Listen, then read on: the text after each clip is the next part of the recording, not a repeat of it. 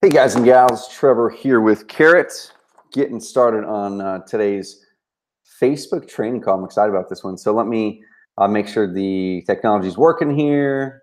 There should be a chat box in the bottom right corner, of your screen right now. And if you're on our website, if you're on YouTube, if you saw this on YouTube, make sure to head over to our website. Go to oncarrot.com/Facebook/live. Okay, oncarrot.com/Facebook/live. And cool. If you guys can pop through the questions panel really fast, if you can see me, if you can hear me, that way we know the technology is working. And Kylie, my compadre today, is going to be hopping on here in about a minute or so. We were wrapping up some things for this training. He had to take a potty break, so I don't know if you wanted me to tell you that, but I told you that anyway. Awesome. Cool. So if you guys can see me and hear me, pop through the questions panel, click double yes if you guys can see me and hear me. That way we know technology is working. I have before gotten in like 15 minutes into a training call and heard from someone that that they couldn't see me. So I always test it every time now. We have a lot of viewers on, hundreds of people on right now, which is pretty sweet. Tim, what's up, dude? Okay, looks like you guys can. Quick double yeses in there. Awesome. Tacoma, Washington. If you are a Carrot customer, log into your Carrot account, and then I'll be able to see who you are when I'm looking at the chat box here, okay? If you're a Carrot customer, log into your Carrot account, then it shows me your name and all that kind of fancy stuff, so I don't have to call you. One of them on here is Violet Globe from Oakville, Canada. So if you're a Carrot customer, log in, I can see your name, we can chat back and forth. I'm gonna introduce you to our guest here in a bit, Kylie. I've been friends with Kylie for a couple years now. He's in my mastermind. We hung out down in Sedona, Arizona, broke down an ATV out in the middle of the desert. We'll probably tell you slightly a bit about that story. And honestly, that 2.5, 3 hour stint of us getting broken down in the desert, hanging out together, kind of was the nexus of us saying, hey, let's do something. Let's do some more Facebook training. Let's get together and help people in the Carrot ecosystem with this stuff. So while I'm just lining out the technology stuff here, y'all, let me know where you're calling in from. Awesome. Someone says loud and clear. I like your shirt. So this shirt is very, very selfless promotion here, y'all. Very selfless promotion.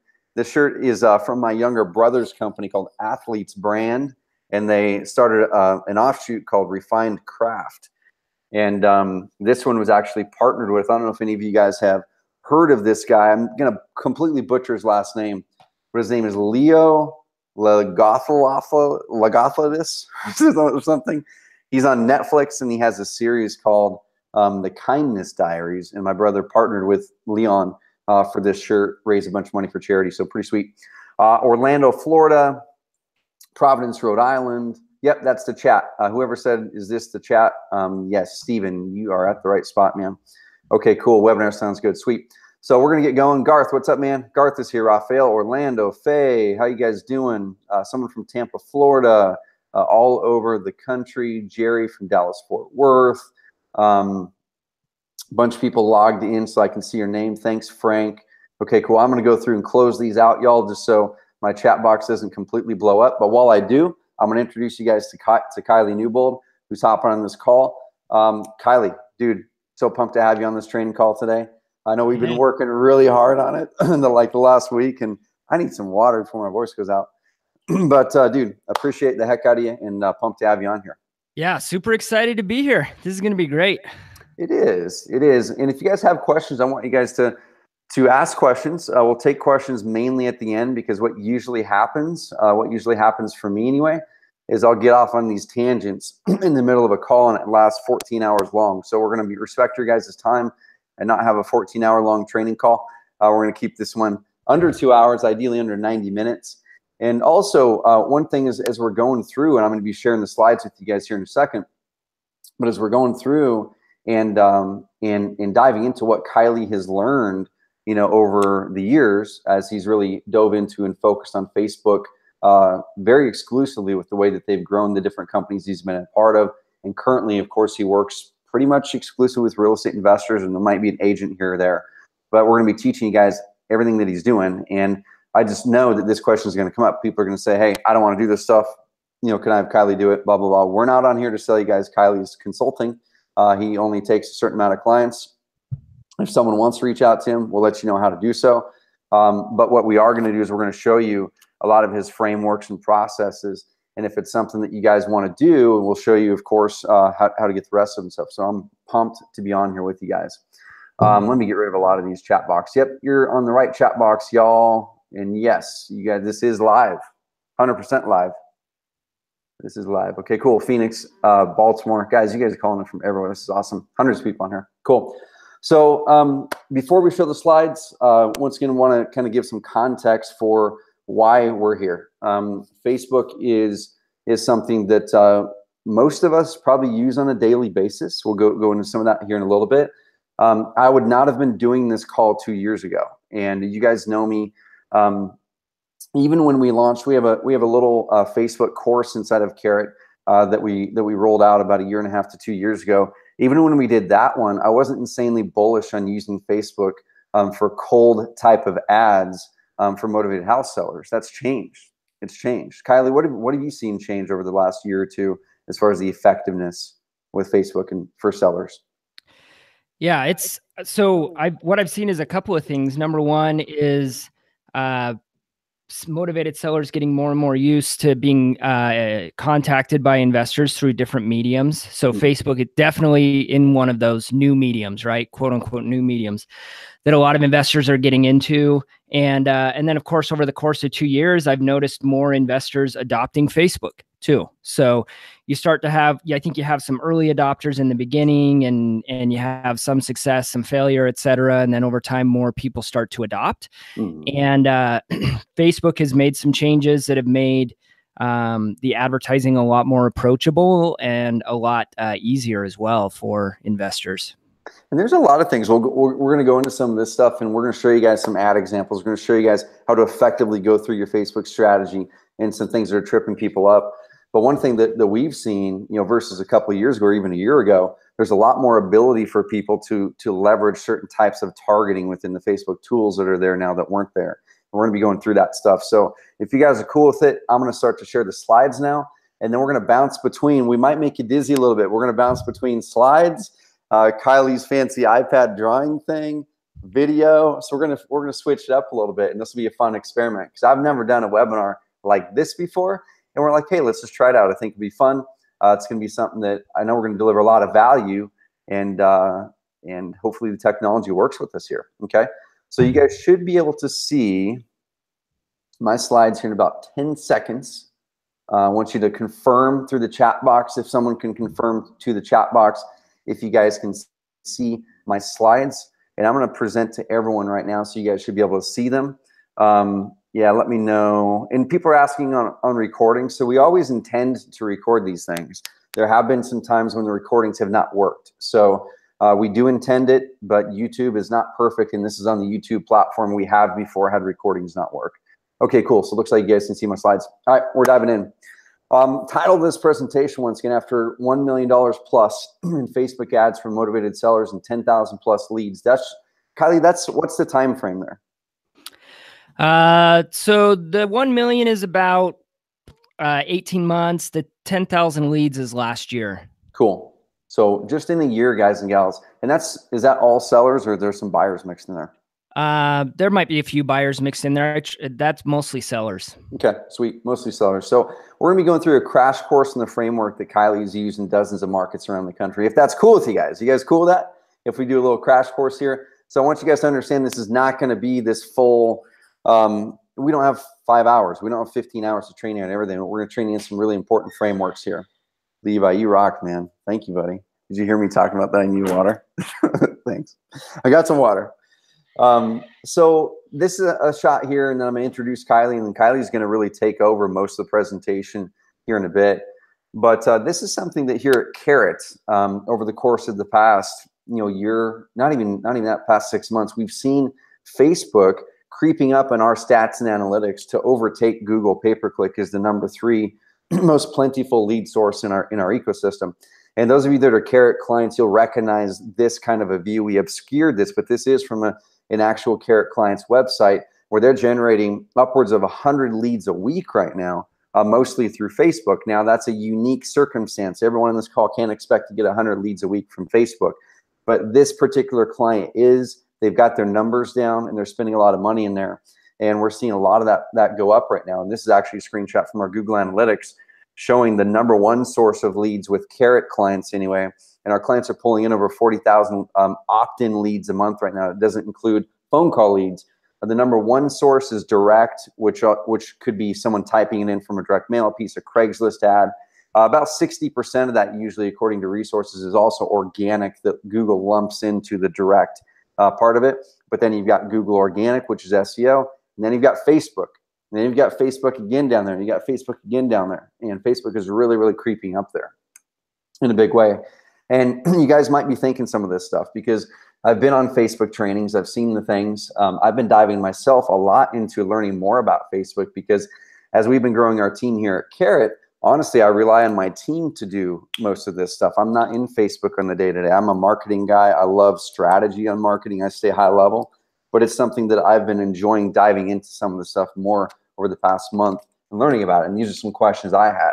And you guys might be having some similar questions. You know, you might be saying there's tons out there on Facebook marketing. Will I learn anything new? Well, I guarantee you're going to learn something new in this call because this is stuff from behind the scenes and what Kylie and his team are doing. And they run more, they've got more experience in doing Facebook ads for motivated sellers than anyone I know. And I pretty much know most of the people in this market. Facebook doesn't work in my market. I've tried it. That's something where there is types of marketing that some marketing works better for some markets than others, right? I was talking with a client down in Phoenix. He was closing 15 to 20 deals a month, and direct mail was crushing it for him. And he's pretty much shutting direct mail off now because of some of his online stuff is doing better and cold calling. So we don't want to say that, hey, what we're going to be walking through or what you've already tried is 100% going to just bring this massive lead flow in any market, any circumstance, any business. But what we do know is that in most markets with real estate investors and agents, Facebook is insanely, insanely effective right now, even if you've tried it. We're going to show you the things you've likely done wrong based on Kylie's data. Heard Facebook's too expensive, don't have money to make it work. Same thing. We're going to show you some ways to get your ad costs down, to get your lead costs down. A bunch of Kylie's accounts and campaigns. What were some of those ones we were looking at, Kylie, earlier today? 32, 30 bucks a lead sometimes? Yeah, definitely. Some of our top performing campaigns are anywhere from like 15 to 35, 40 bucks a lead. Yep, cool. And that's not average, but we're saying you can get them down there if you hone it in, you're in the right market. I'm already doing other things that are working. Why should I add on Facebook? We're going to address exactly why if you're not doing Facebook in a certain way that we're suggesting you do it, you've got a big leaky bucket in your marketing. And that leaky bucket could be costing you $5,000, $10,000, $50,000 a year if you don't plug it. We're going to show you one way to plug it. Motivated house sellers in my market are older and don't use Facebook. That's a stat that's not true. Kylie, what we were chatting about this a little bit earlier too. What do you guys know about who is actually opting in from Facebook ads? Well, I can tell you, Trevor, that like over 30% of all Facebook users are over 45 and almost 20% are older than 55. So that's like across the board. And we see in our opt-ins, we see similar stats.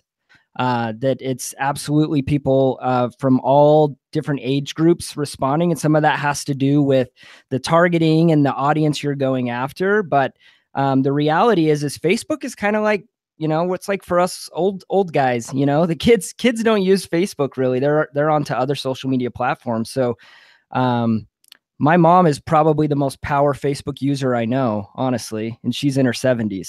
So that's anecdotal, but yeah, there's a huge part of the user base that's old, and actually that's one of the fastest growing parts of Facebook's user base is the older audiences. I love it. And then the last one here that you might be thinking, hey, I'm not techie, I'm not creative enough to make ads. We're going to show you guys some things you can do, some ad examples, and also just a different way to think about it, because most people are thinking about their Facebook marketing wrong. And you don't have to be a Da Vinci with your ads. So we're going to show you guys some cool things and help you to get access to some resources that'll help you there. So really, really quick on this slide is, you guys all know we're in this market phase where real estate market cycles about every 8 to 10 years, we go through some sort of a correction.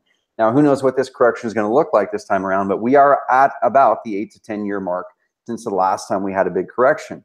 And so is it going to be a big falling off the cliff event like we had in '08? Likely not, but there's probably going to be some things happening this next year. But we're not there yet. We've still got another really good phase of time. Next year, 18 months, whatever it is. And during this time, when you're at the top of the market, everyone and their dog wants to be an agent because they can make money. Everyone and their dog wants to do real estate investing, wholesaling, because you can make money. But it also means there's more competition. So we're going to show you ways you can cut through that clutter in this competitive market more easily. And Facebook is one of those ways to do that. And this is kind of going back to that client in Phoenix where he was doing 15 to 20 deals a month. And then he reached out to me a few months ago and goes, man, I'm shifting my strategy because I've seen my direct mail struggling, but my online stuff is picking up. I'm getting crushed in my market. So he's changing his strategy. And we're showing you one way that you can kind of cut through that clutter in this market. So if you're not familiar with me, I'm Trevor. I'm the CEO of a company called Carrot. We work with thousands of real estate investors and agents that pull in more online opt-in leads than any other platform in the world for real estate investors. And we love what we do. And it's a lot of fun doing what we do. We have a blast doing it. And we are pretty darn confident that we're the best at what we do. And we want to align with people who are the best, which is why I transitioned to this slide with Kylie, that he is the best at Facebook marketing for real estate investors in the world that I know. What do you think, Kylie? Awesome question. Thanks, Trevor. I agree. So I'm Kylie Newbold. For those of you that don't know me, here's a little bit of my personal side. So father, husband, trail runner. I live out in Salt Lake City, Utah, and spend a lot of time on the trails. And I have been a marketer for a long time. So I've been around marketing. Prior to working with investors, I was part of a company called The Color Run. That's what you're looking at right here. So if you haven't participated in it, perhaps you've seen some of these images with these color throws or people on it was a 5K. So people running the 5K course and getting covered in color. I was one of the original team members there. And I only share this, I think, because it's important for the context of where I've come from and how I got to working with real estate investors. So the Color Run grew beyond really anyone's expectations to the point where we were doing 300 events worldwide. We did events around the Eiffel Tower in Singapore, Australia, South Africa, Italy, so all over the world. Upwards of 70 million in annual revenue. And so much of that growth came from Facebook. So during my time there, we spent north of $15 million on Facebook ads. And I got really connected with Facebook, spent some time out at their campus. That's where I got this Facebook hoodie I'm rocking today. I really started to see the power of Facebook. And up until this point, I was always trying to convince people of the power of Facebook at the companies I worked with. And the Color Run was just this really true testament of how powerful Facebook can be. And that $15 million in ads represents countless hours of working with my team on testing and optimization and trial and error, et cetera, et cetera. And about 2 years ago, I was talking to a neighbor of mine who is a real estate investor, a wholesaler here locally. And he had a really simple question for me. Hey, do you think we could make Facebook work for my business? And I thought it was a really intriguing question. So characteristic of how I like to do things, I really dove in and started looking at how we could make it work for finding motivated sellers on Facebook. We started running some tests. Not long thereafter, he closed a deal that was worth about $70K. And so we both looked at each other, gave each other a high five. And I said, man, there's something here. Not only can it work for motivated sellers, I saw an exciting opportunity to get into an industry and really help people in the industry increase the quality of their strategy on Facebook and the quality of their results. So I passed the torch at the Color Run to my team there, and I jumped into working exclusively with real estate investors. And that's what I've been doing for about the last 2 years. And that's when we connected. So I don't remember exactly when it was. It's probably a year and a half ago or so.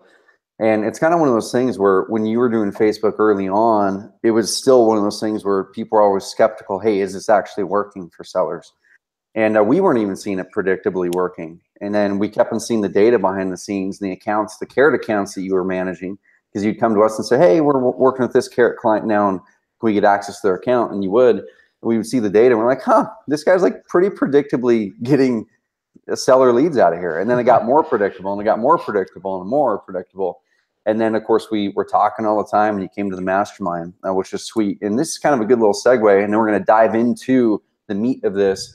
We're having an event called Carrot Camp. We had our first Carrot Camp last fall. In October, it was a blast. Some amazing investors from around the country came out. We keep it small, about 10 investors.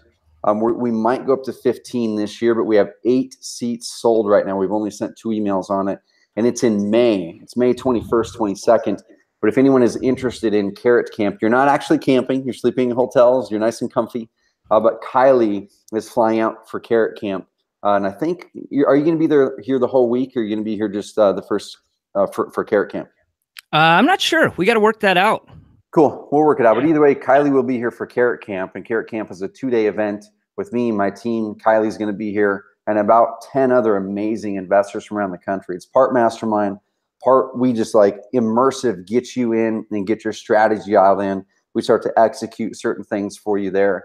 And we hope to change your life. So if you're interested in that, it's a little over a month away, month and a half away, carrotcamp.com. Kylie will be there as well. So after 1 million in Facebook ads for motivated sellers and 10,000 leads, there's 3 things we're going to be going through today. Okay, secret number 1 is there's a telltale sign. There's a telltale sign the campaign is underperforming, and the backwards campaign strategy that has yielded clients $6 on average for every $1 put into Facebook. We're going to dive into that, so you can tell if your campaign is doing it backwards or not.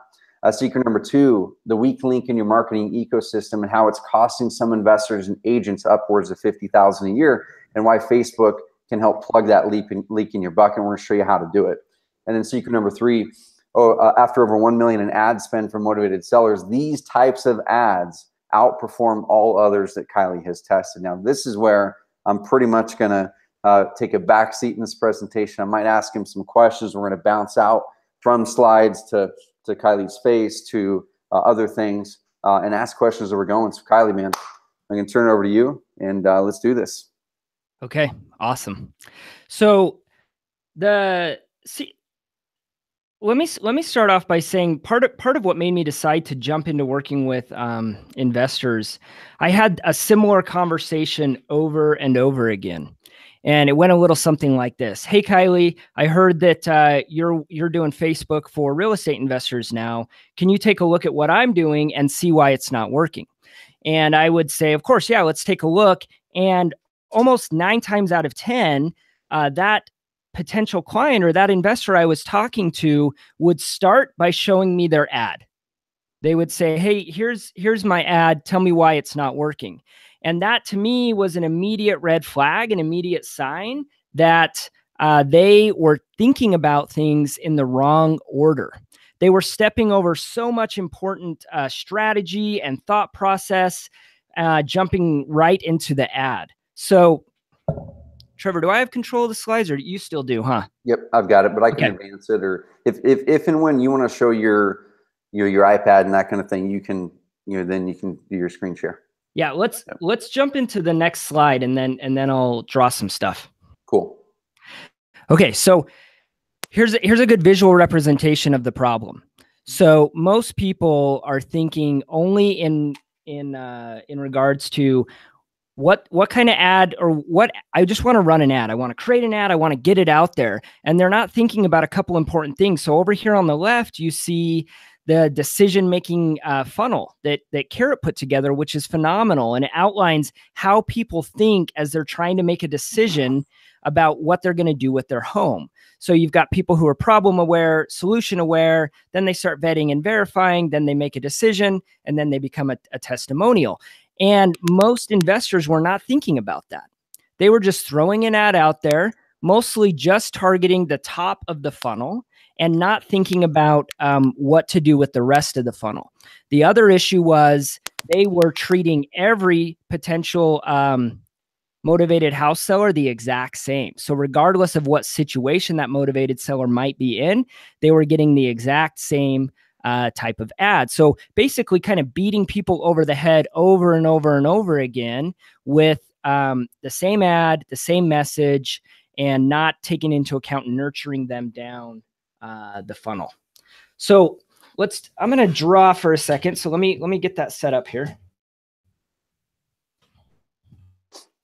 And while Kylie's setting that up, I'm gonna share over here on his end. He's gonna plug in his fancy iPad drawing device. And he's a really good drawer. He sends me drawing things every now and then. So a couple things I want to expand on there.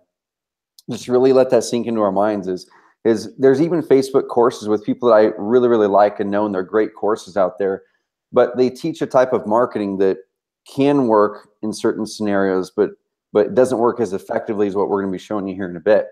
And main reason is because they're serving up ads at only one point. Like Kylie said, they're serving it up only when the person's like, oh, I know I've got a problem, but then they haven't gone through their whole research process. They haven't looked online for other options. The ad is the same whether the person just discovered they have a house they need to sell or they're almost at the end of the process looking to sell. And we're going to be walking you through what Kylie found out that you guys need to do when you're dialing in your Facebook campaigns here in a second. All right. I'm ready, Trevor. Sweet.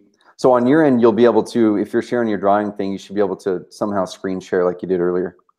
Okay. Yeah. You set on the left side, there's that little green computer arrow thingy. Sweet. All right. Do you see just my blank screen here? Yeah, got it. All right, there we are. Okay, perfect. So I'm super visual. I love to draw and sketch things out. And let me show you what I'm talking about here. So when people would come to me, they were talking just about their ad, and they were talking about just one part of the funnel, right? So they're looking at the funnel, they've got an ad, and all they were thinking about is, I've got to get an ad and I've got to get it in front of people. So that's a start. That's better than nothing. But what they're missing is a couple important things. The way Facebook is structured, number one, is structured into 3 categories when you're creating an ad. You've got your campaign, you've got your ad set, and third, you've got your ad. So people were skipping these 2 important steps and going straight to the ad. Then we're just talking from a Facebook structure perspective. And there are so many important decisions here and here that have to do with the overall effective strategy that people were missing. And for example, at the campaign level, you're deciding things like, am I going to send this person to my website to fill out a form? Am I going to have them stay on Facebook and fill out a form? Am I trying to gather video views or whatever it might be? There's some decisions you got to make there. Inside of ad set, you're making decisions about budget. You're making decisions about the audience that you want to target. You're making decisions about whether you're going to show the ad on Facebook and Instagram and Facebook's ad network, etc. You're making decisions about how that ad is optimized. So now we're talking about how you're going to basically leverage the Facebook algorithm, which is the formula that decides how ads get delivered. But if we back up even further and we say, okay, this is all Facebook specific stuff here, right? So before you even get on Facebook and you're thinking, I want to run an ad, you've got to think about a couple other things first. So what I'm going to draw here now is this is the exact process I use when I'm working with a client, and the process that I train my team to follow when we are starting campaigns with clients. You got to start with the budget. Oh, that's a beefy B right there. What is my budget? So I'm just going to, for the sake of this, I'm going to say it's $1,000 for the month, right?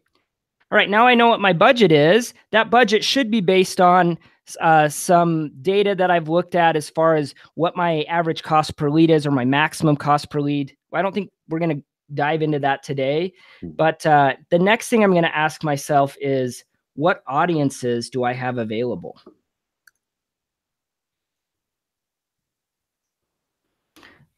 So retargeting should always be part of this discussion. So this one's a no-brainer, retargeting. Now, what other audiences do I have? So most people, they think I'm going to create a interest-based audience on Facebook. In my experience, that is the third or fourth best performing type of audience, and is potentially going away with the changes Facebook is making, or dramatically changing anyways. So what I encourage people to do is look at what audiences they're targeting in their other marketing methods. So if you're sending direct mail, you have Facebook audiences right there. So let's say you're mailing to probate.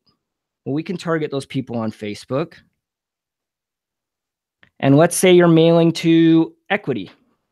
You got an equity list you're going after. And let's say you've got a tax delinquent.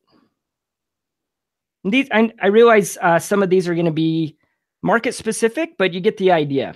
Now I take a look at my budget. I have $1,000 for the month. I have 4 potential audiences here. So now I'm going to split my budget up. We're just going to do really easy math for this example. And we're going to say my initial budget on these, $250 for the month.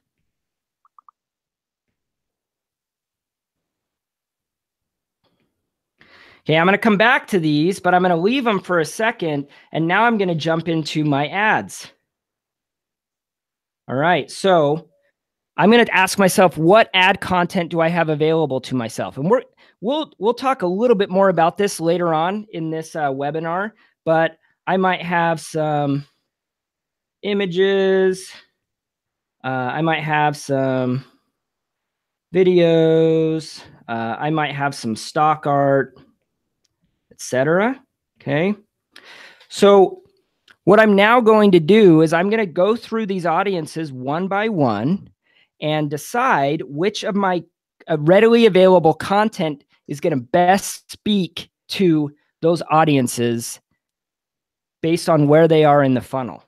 Okay. And so when you say readily available content, is that, you know, pictures of houses and people and things like that you've got on your cell phone, or, you know, correct. You're talking about that kind of stuff? Yeah, that's exactly right. So most of the time you're going to start with like some pictures you've taken yourself of some homes. Maybe they're homes that you've done deals on. Maybe they're homes that you've just looked at, or you're going to use Facebook's stock art imagery. Like if you have nothing, maybe you'll start with Facebook's stock art imagery. If you have some videos that you've done, whether they're testimonials or what have you, you'll go there. What I like to do is just lay out what's available to me. Mm-hmm. So you may look at this and go, I don't have anything available, right? And if that's the case, then there's another conversation to be had here about ads. But what we want to do next is we want to take these audiences and match our ad to the audience and to their place in the funnel, right? So we're going to hit probate with an ad that speaks to probate. So we're not going to send the same ad to probate that we send to equity. And we're not going to send the same ad that we send to equity to tax delinquent, because what someone in tax delinquent needs to hear is different than what someone in probate needs to hear. So we're going to make sure, and an ad consists of a couple of things. You have your visual, you have your copy, so that's your text, and then you have like your call to action or your button. You have your headline and your link description, etc. So there's a few things there. And internally, we have a spreadsheet that we have outlined multiple versions of all of these things that we have tested and optimized. So when we're starting a probate ad set, we will then go and pull the most effective versions of all of these things, match it with the visual we have available, and now we know what ad we are going to run for probate. And this is something we were talking about it earlier, is for you guys, what you guys call that? Is that your lookbook, or is that your master file you guys keep, or something like that? Yeah, so we have an internal training manual or lookbook that has things laid out visually. And then we have a spreadsheet, which is this meaty spreadsheet that's just full of text. So we have the visuals, separate from the text, because when we're A/B testing things, we're going to test visuals against visuals and text against text. Cool. And that's something we suggest you guys do. If you guys are going to have someone run these ads for you, or if you're going to do them, don't overcomplicate it. But as you go, start to do these things that Kylie's mentioned. Write that list of, okay, what types of lists do I currently have access to? Okay, your direct mail list you're using, your cold calling list you're using, if you're doing that. Even the leads that you've got in your website already from Google pay-per-click, there's certain things you can do with those too. So write those lists down. Like Kylie's saying, write down what assets you have, pictures of houses you've closed, testimonials, pictures of, or videos you guys have shot. If you don't have any of them, cool, we're going to give you guys ideas here a little bit later and things to go out and create. So we're not going to leave you hanging. But then go for it. Yeah. Sorry, Trevor. I was just going to add in there, like this is sort of a very high level marketing concept, but it's something that we forget all the time. Is as you're laying these out, you're empathy for the motivated seller. You're trying to think like them, put yourself in their shoes, so that when you're then some of this starts to become a little bit more intuitive, because you say, well, yeah, that makes sense. Like if I have a home that I just inherited, my motivation for selling that house, or my motivation for even talking to an investor about that, is a lot different than if I'm tax delinquent or if I'm facing foreclosure. So it totally makes sense that I would want to see a message, or a message would resonate with me more if it were tailored to the situation I'm in. And that's kind of what you're talking about there. Then we'll go into secret 2 here in a second, and we'll show some other things. But that's a mistake that you see and that I see quite a bit, is people see other people running ads on Facebook, and it's usually always the picture of the house, and it's, hey, we'll buy your house, and that's it. Yes. And if you can tailor it to that audience, like you're mentioning, you have a probate list, have a house that might represent one that is an inherited house, probably an older one or whatever, but then also the copy on there, which we're going to show you guys some examples of some of this here in a bit, and secret number 3. But the copy on there should directly relate to that. Hey, I think we actually have an inherited ad that we're going to show later, aren't we? I think yeah, I think so. Okay, cool. So we'll show you guys some copy. So is there anything else on this side of things, man, where we've got people come to you with the ad because that's what they think about first, but they should be thinking about budget, audience, assets, and then ad? Yes. Yeah, exactly. So you should be thinking about, how can you leverage what you already have, and how can you have a strategy? So it's not, creating an ad is actually not that difficult. Once you kind of learn how to do it, it's having the strategy is really the crucial piece. And it allows you also to be very systematic in how you approach it. I love it. This piece is missing from a huge percentage of the people that I talk with. And dude, and we were talking a little bit earlier too, and we'll talk about this here in a bit, is sometimes you'll be able to go in there and turn a campaign around, or someone will be able to turn a campaign around that was losing and make it perform, make it turn in your really good cost per lead, just by switching up the verbiage where it's directly addressing that actual audience you're going after, or walking through what we're going to be walking through in the second secret here, of kind of really showing people, if you're going to be guiding people through this journey, what types of ads should you be showing them at each journey? I guess let me go into that before we go into secret number 2, is what types of ads should people be showing as the person's progressing down that decision matrix? Yeah, good question. So you want to think about a combination of what I call direct response ads. So those are where you have kind of a hard ask in the ad. We buy homes for cash, get your no obligation cash offer, et cetera. Like there's a very hard ask in there. And then you want to mix in there some value building, some trust building, and some social proof. So social proof might be representation of homes that you're actually closing on. So people can see, hey, this person is actually out there closing deals and doing what they say they're going to do. Testimonials are a way to build value. And then you want to vary the visual.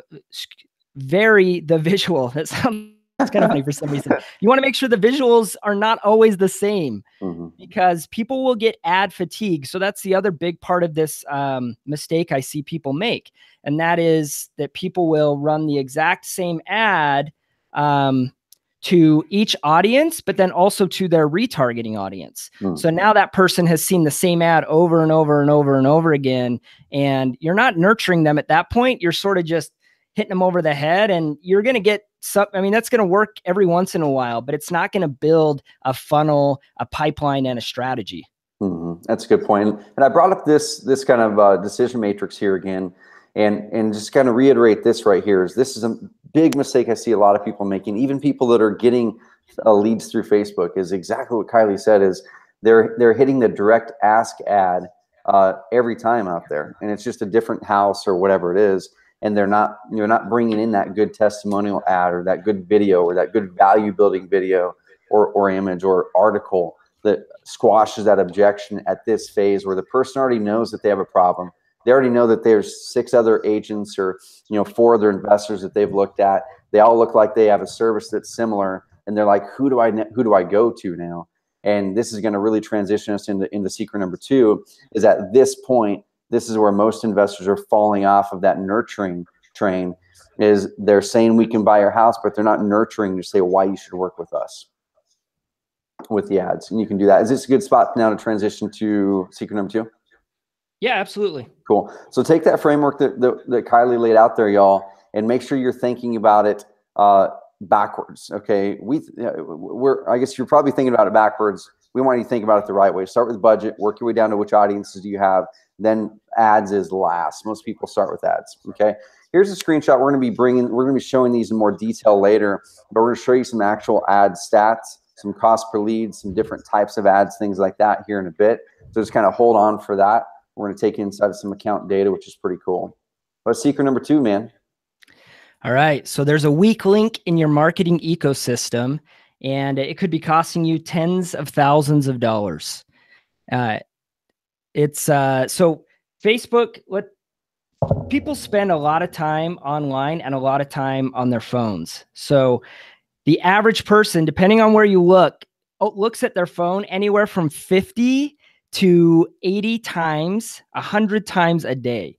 So we are the most distracted we've ever been, probably in the history of mankind. So we're so distracted. People we're constantly being bombarded with messages. Like, we're basically trading on attention in this day and age, that our attention is just being pulled all over the place. And Facebook is a huge part of that, for good and for bad. So it's part of our distraction, but it's also a really effective way to get in people. So here's the problem. The problem is you are one of many, many, many, many, many, many, many, many, many messages that person will encounter during that day, that week, that month. So the leak in your bucket is that you are one of many. You don't get locked inside of their mind because there's so many other things competing for it, right? So I'm going to draw again here, Trevor. Let's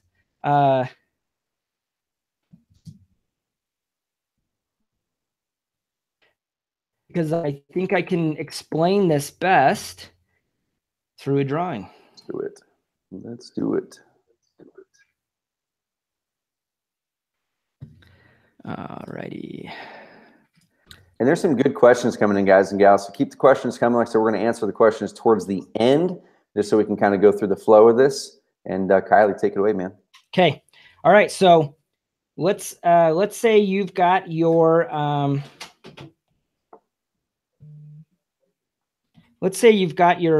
your website right here. Okay. This is your website.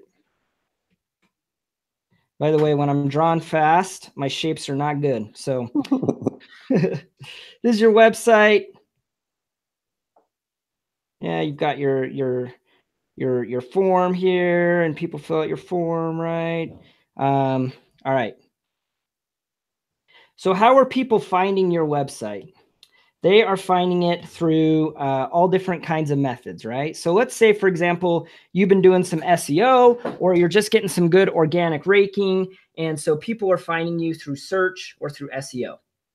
They're hitting your website. How else are people finding your website? You might be running some PPC ads. PPC meaning pay-per-click, or Google AdWords. right? People might be finding your website through a direct link. So maybe you put the URL on your mailers.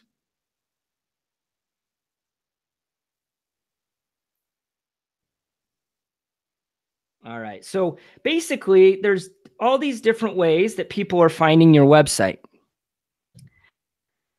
When they land on your website, your goal is to get them to click on that button right there and fill out your form so that you can then capture their information and follow up with them and do what you do best, go out there and close that deal. The problem is most people do not fill out the form on their first visit. Okay, so some do. That's what we like. These people become a lead. That makes us the happiest. But some don't. So they hit your website and they don't fill out the form. There are all kinds of reasons for why people wouldn't fill out the form on the first time they visit. Number one, they're still really high up here in the funnel. So they're just barely becoming problem aware. They just barely inherited a home and they are not even really sure like what they want to do with that house. Do they want to sell it? Do they not? Like they're still trying to think through that, right? It could be because they're busy. Someone is cruising on their phone and they see an ad, they click on it, it takes them to your website, and then they're done with their break at work. They got to go back to work and they didn't take the time to fill out the form, right? There's lots of different reasons why someone wouldn't fill out the form. Part of that is just human behavior. We don't behave linearly. We behave erratically. It's just the reality of how we behave. So if someone doesn't fill out your form, they're now gone. They're not on your website anymore. And now that they're here, you've got all these other things coming at them. So you have potential competition from investors, but you will have Netflix. Am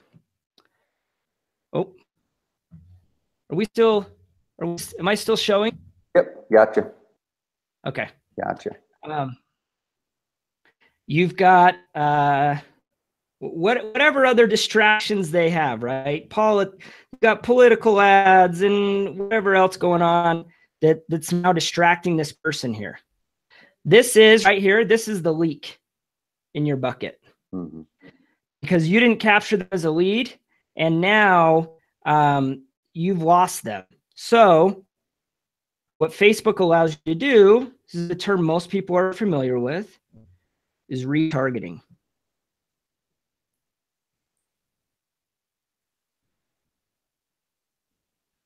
Retargeting, there's a little piece of code that goes on your Facebook website.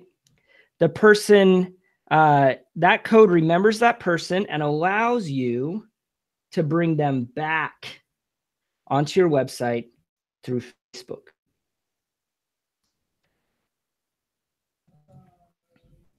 And that right there, so retargeting will ultimately become one of your most effective ad audiences.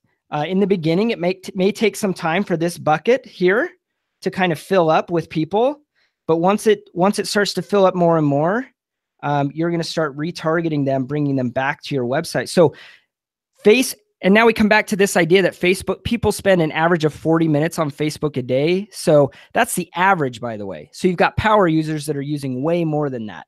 So Facebook also allows you to target Instagram. Instagram people spend a lot of time on, and through Facebook's audience network, you can target people who are on mobile apps and on other websites. So what Facebook allows you to do is really build a digital ecosystem, is the term I like to use. And once you get someone in there, by the way, Facebook could be that originating traffic too. So Facebook could be the way they get there the first time, right? But they're also being retargeted through Facebook. So you're creating this loop, this ecosystem.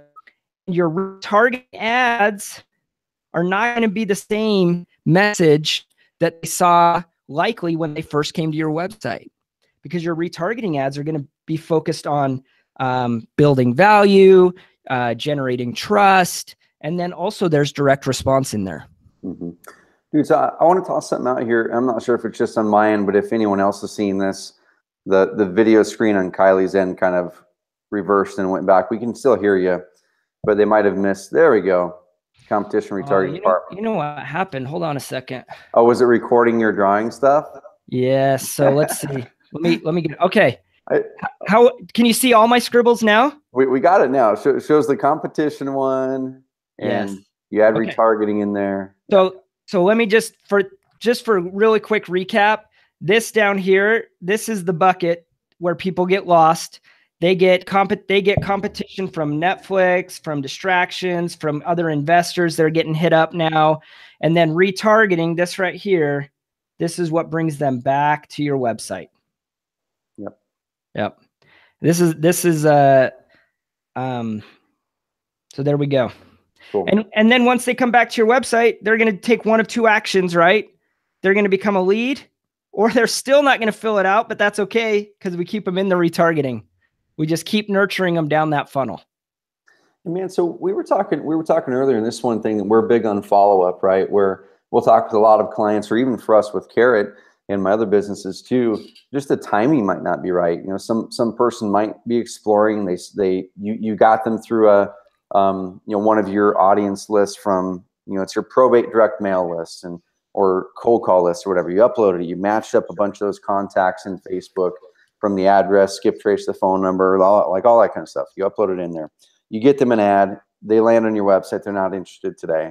Have you guys had any people who months and months and months after the person land on there, they're closing that deal from the retargeting? Yes, that is actually quite common, but I'll tell you one of my favorite stories. So I was working with a client, and after a few months, they felt like Facebook was not delivering what they wanted it to deliver. That does happen. I worked to educate them and help them understand that we were building momentum and we were building this ecosystem. Well, long story short, 2 months later, I got a text message from that client with the text that said, "We just closed a deal from Facebook, and the lead came 5 months ago," and then they had the laughy emoji face on there, right? So it took 5 months for that person to convert, and they had been nurtured through that process by Facebook, and then by the investor's team through follow-up over email, text, phone. Dude, and that's one cool thing, right? Is there's not any other marketing method that I can think of. Google pay-per-click, not direct mail. I mean, maybe, but there's not really any other marketing method that I can think of that, like you told me earlier, that can tell a story, right? And yes. And Facebook, and I so love the way that you put it earlier before we're on the call. You're like, man, Facebook can tell a story. It's not just serving up ads individually in silos. It's, hey, you landed on our website today, but you're not ready. Awesome. You serve him up a certain set of ads, and we're going to show you guys some of the ads from his lookbook and some of the ads from his ad master file here in a bit. But, it's like they land on the site. They weren't ready to opt in. What mindset are they in? Well, they're going to go back to Facebook. They're looking at cat photos or looking at their cousin Eddie or whatever it is. And then up pops this image and says, hey, are you still looking to sell your house? Is it for real that we can buy your house quickly? And then there's a testimonial of someone that says, hey, I inherited a house too, and I didn't know what to do. And I ended up selling it to Kylie's, Kylie buys houses, xyz.com or whatever. And then there's this whole series of stuff like that can tell that journey. And shoot, even if it was, let's say they did opt in and they became a lead. Now that's another piece of information that if you do it the right way through Facebook, you can then serve up a new ad set to them knowing that they became a lead. Because you don't want to serve up the exact same ads to the person who did become a lead. You've already got their contact info versus the person who didn't. With that person who became a lead, now you really need to pull them down that decision matrix and build credibility and really compare your service versus others' services, your experience versus others' experiences, or your service against working with a real estate agent, or vice versa. If you are a real estate agent, working with you versus versus doing it yourself. So it's just so cool how you can guide people down a storyline, like you said. Yeah, absolutely. Facebook is the best platform that's readily accessible for telling a great story and really connecting with people. And Facebook marketing requires a bit of a mind shift, I think, for many, where you have to say, I want leads. I want to close deals right now, which Facebook will help you do in conjunction with all of your other marketing channels. But you also want to close leads 6 months from now, right? You want to be closing deals now. You want to be closing deals 3 months from now, 6 months from now, etc. And you're finding people on Facebook. Again, we're coming back to this funnel up here, right? That you had on the slide earlier, Trevor. You're finding people at different levels of this funnel on Facebook. And so if you're finding people up here, it may take a while for them to come all the way down to convert. But if you're finding them up there, there's a good chance that they haven't been contacted by any other investor yet. So at some point, they're probably going to be contacted by other investors, but you've already got a head start by being in front of them. Dude, and one thing I want to toss out too is people are looking at it and they're going, okay, so if I already have the person's phone number, and let's say they're doing direct mail or they're doing cold calling, they've got the address, they've got the name, they skip traced it, they found phone numbers and different information. They're going, why would I even upload this to Facebook when I've already got that information? Is there something that, I can think of a few reasons in my mind, but why is that smart for an investor or an agent to then also take that and upload it to Facebook, even though you've already got their contact info? So the question, just let me clarify. You're asking if they've already got all the info on someone, why would they upload it to Facebook? Yeah, because I've been asked that question before. They're like, why wouldn't I just pick up the phone and call them? Yeah. Well, you might. Well, I would say this, Trevor. If you can pick up the phone and close on the first phone call with all of those people, you probably don't need Facebook. Yep. If you're closing on the first call to every single person, and if you're doing that, I want to talk to you.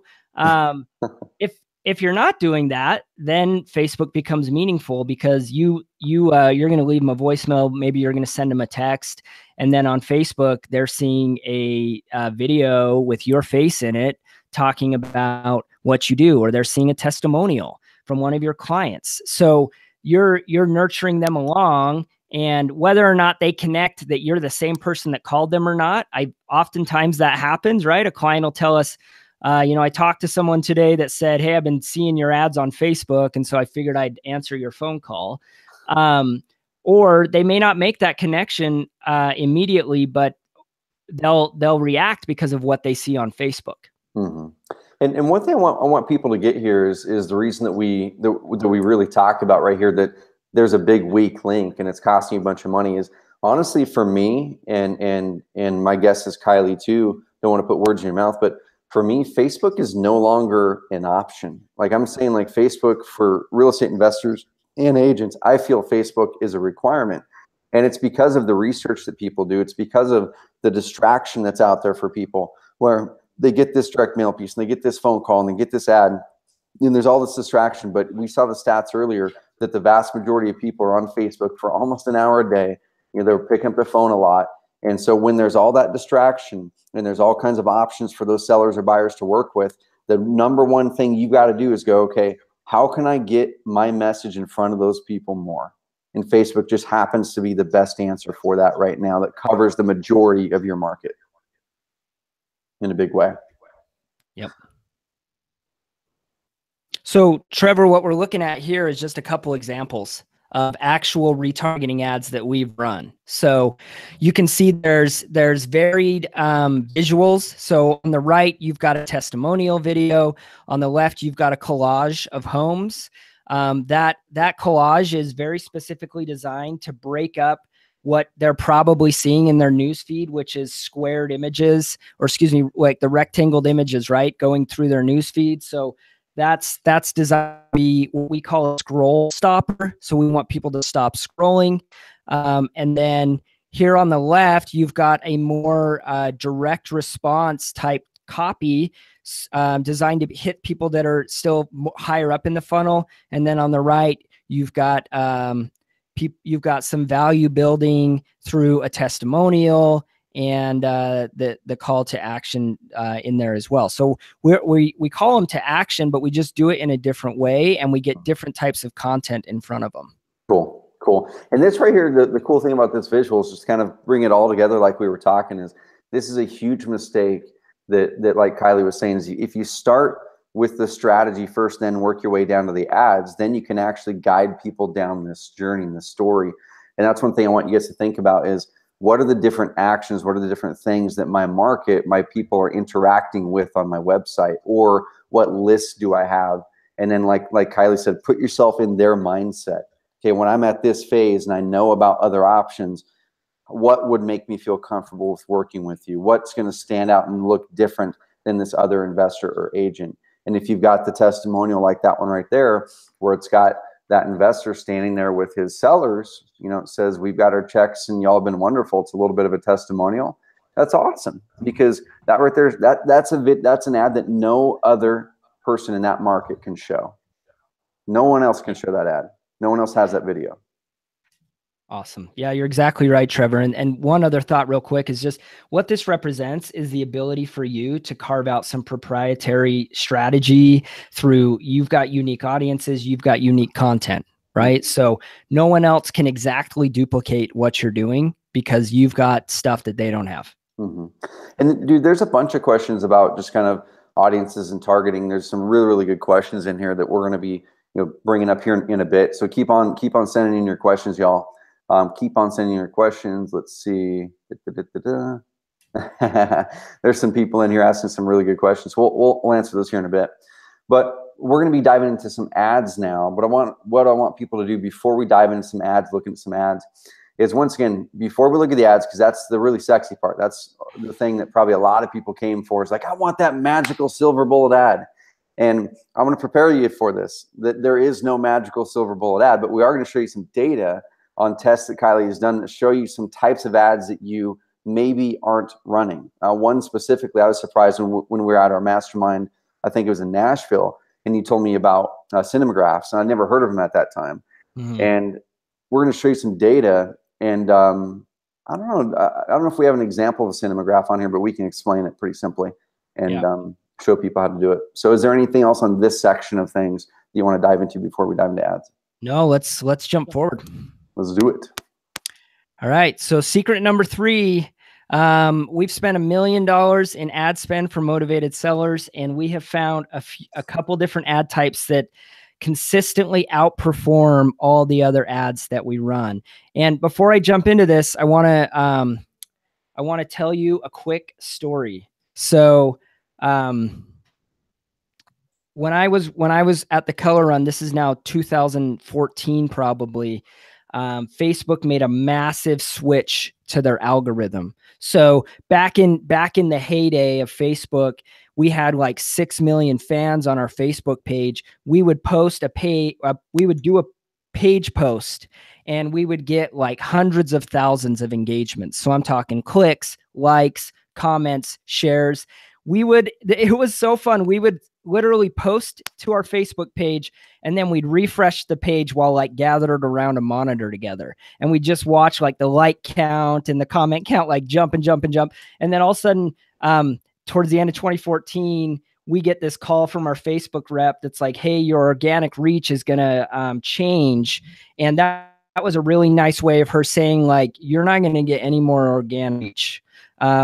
So we had to really switch to this like paid ad model, and we had to be really mindful of the journey we took people on from an ad perspective. We couldn't just hit them over the head with the same thing over and over again. We had to be smart about, I would always use the analogy of a really good movie. So a good movie has plot development, character development. It has moments of action or intense drama, but the entire movie is not intense drama or action, right? It's different things that take us on this journey, and at the end we go, man, that was a really good movie.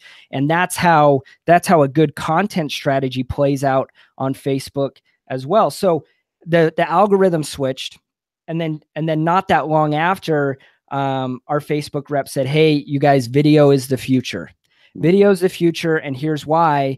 People prefer video to still imagery. So that's really intuitive.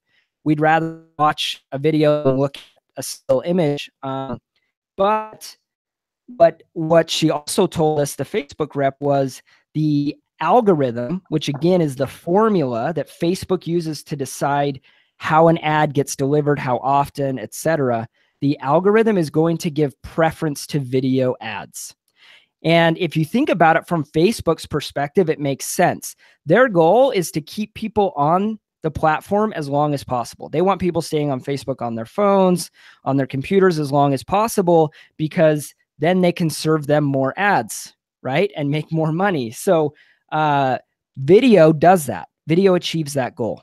So people like it, they watch it, it keeps people on the platform longer. So that is when I began my I was almost going to say love affair. That sounds really weird. That's when I began like just really digging in on the power of video. And when I jumped over to investors, I was like, nope, like there's not video. People are not leveraging video. And there's like really great opportunity to do that. So the other thing that changed, and then we'll jump into some of the specific ads. The other thing that changed is Facebook Live. So right now, 20% of all video consumption on Facebook is a live video. That's really high. That's 1 in 5 of all video minutes that people watch is a live video. So what that has done is that has changed our expectation of what a video on Facebook looks like. So in the beginning, we would, like with the color run, we would make these beautiful, like crafted videos I'm super proud of. And brands like Red Bull and Adidas and all these big brands, they were really winning because they could make these really high quality produced videos. But Facebook Live has really, in a good way, lowered the barrier to entry for video. So if you're shooting a video from your phone, people don't even bat an eye at that because they're so used to it. So it doesn't matter whether you're shooting it live or not. They're just used to that sort of raw, authentic style of video, and we're getting more and more used to it all the time. So, Trevor, let's jump to the next slide.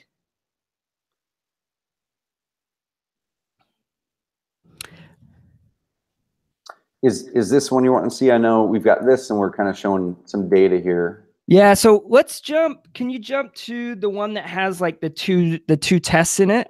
Yeah, for sure. There we go. Yeah, there we go. Okay, so this is just 2 quick examples of where we ran tests of different types of video versus still imagery, and you can see that the cost per lead often is less. So I included one that shows you. So you can see, 131 versus 48 or 47 on the top, and then like $30 versus 11. And what you're looking at here is a testimonial video, a cinematograph video, and then also a cinematograph video. So I wanted to throw these out there because I think it's important that these conclusions that we've made have come through a lot of testing.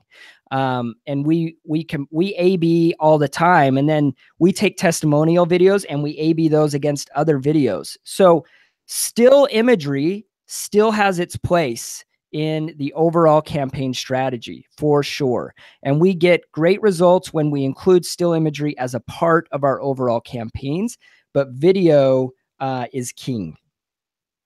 Dude, and we find that too, and I want people to recognize that this isn't a real estate thing. This is a human psychology and the platform of Facebook thing. And so if anyone's kind of nervous to do anything other than grabbing a stock photo of a house and throwing it up there, you're probably not going to get the results that you hope to get with Facebook. You've got to step out there and do something different. I've seen some ads that people do too, grabbing like a video from Fiverr that they have someone do that, like it's a little hand-drawn thing. I've got my own opinions on that, but Kylie, when you say video, what type of video are you finding is the stuff that works the best? Yeah, so let's jump to the next slide, Trevor, and I'll talk through some of those. Okay, cool.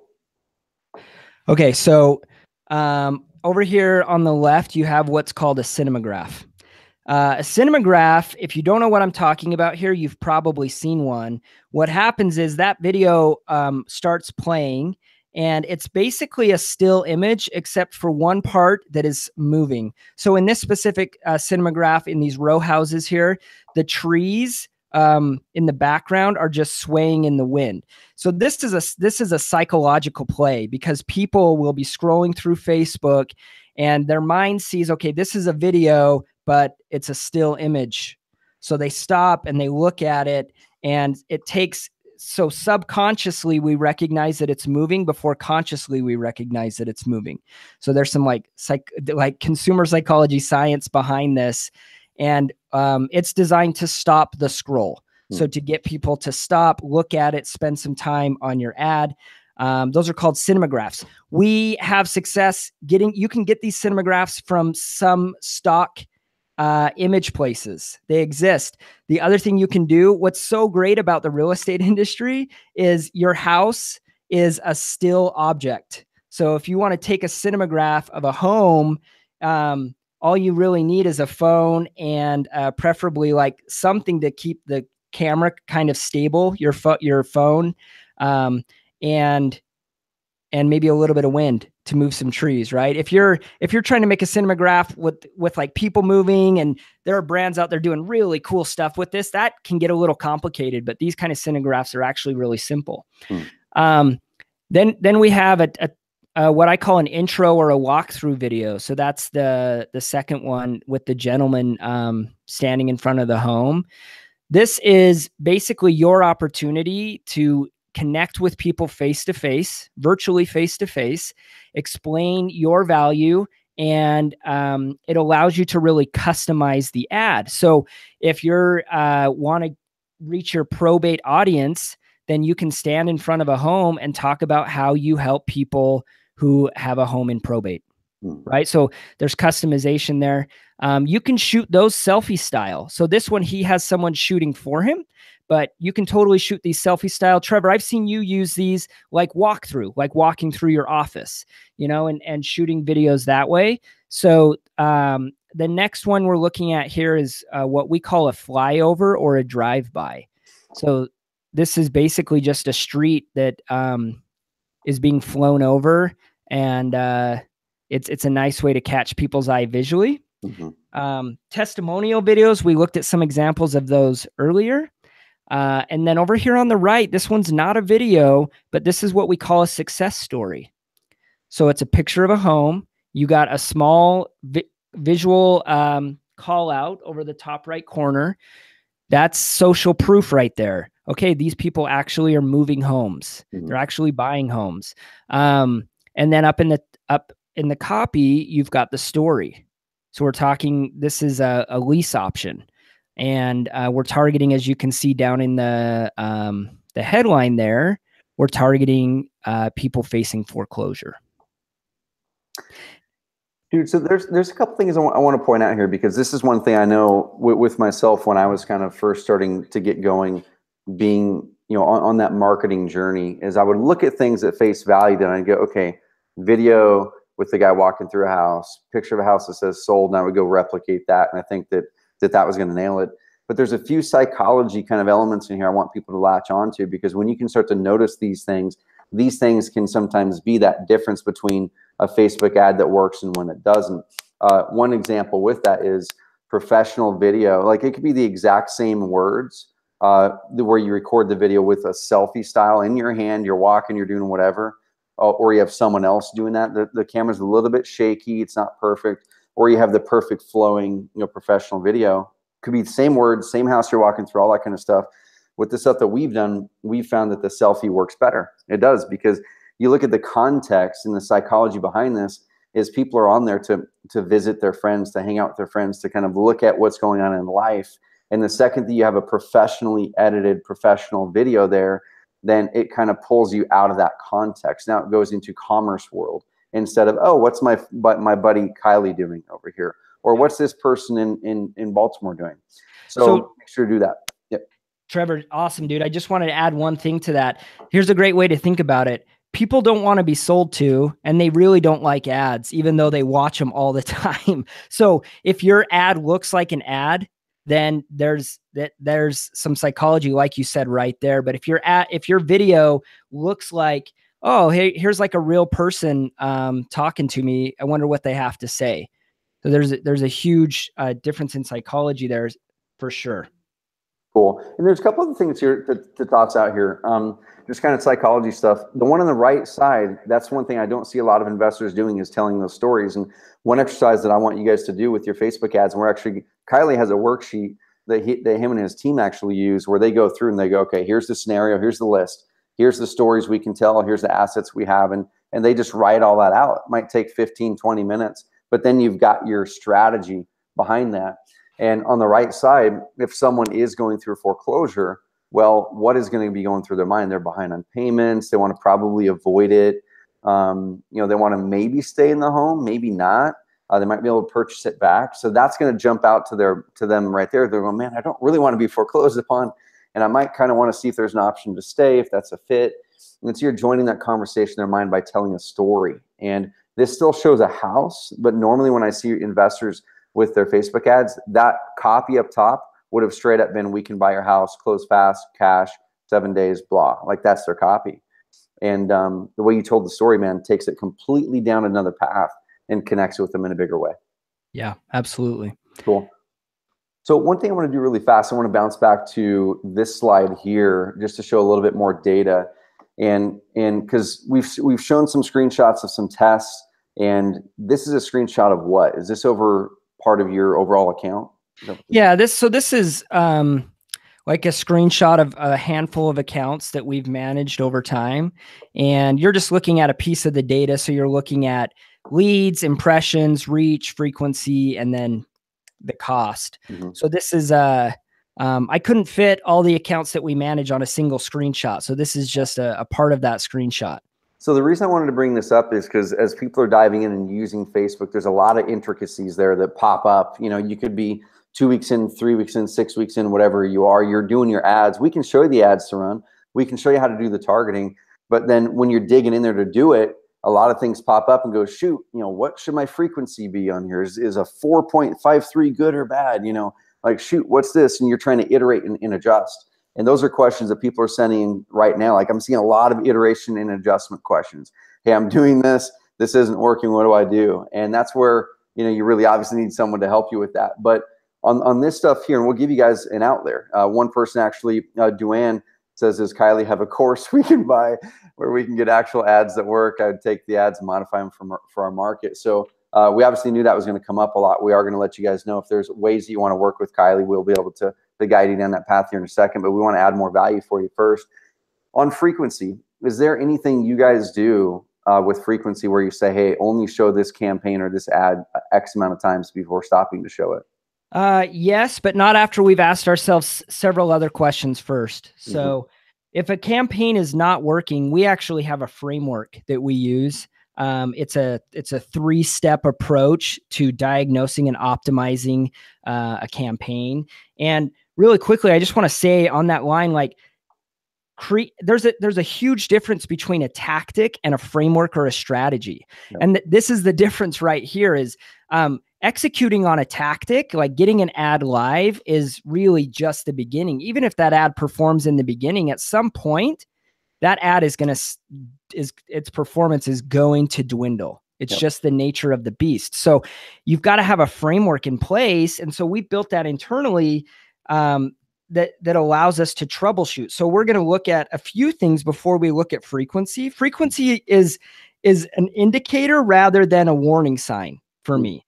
So we're going to look at reach, we're going to look at clicks, we're going to look at conversions, because those are the kind of the 3 most important things at a high level. And then inside of that, frequency is going to play a role. So if frequency is really high, but that campaign is still performing really well, then I'm going to add a new ad into that campaign, but I'm not necessarily going to kill that ad that's currently in there because it's still performing. Now, if my cost per lead and frequency are often correlated. So if my cost per lead starts inversely correlated, if my cost per lead goes down, my frequency goes up, then I know it's time to swap it out. But I know I'll also give you a number that you can kind of look at. Like, if your frequency is in the high double digits. So let me clarify that. If you're into the like 15 plus, then there's a good chance you've got some ad fatigue going on. So it's definitely something I would look at. But that being said,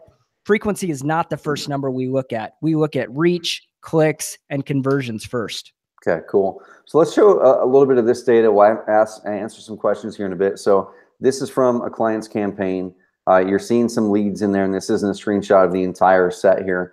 But briefly, we're not going to dive into detail on this, but like you said, there's strategy, right? There's strategy, and that's something that we don't have 10 hours to do this call and every little nuance. We're going to answer some questions. But the strategy, what's the strategy behind these different campaigns for this client? Okay, so what you're looking at here is different audiences. So at the ad set level, we have audiences. So you've got some unknown equity. You've got our retargeting there. That's the fourth one down. You've got a tax code lookalike list. That's the fifth one down. So we've got like our internal speak right there, like TCLAL. That's tax code lookalike.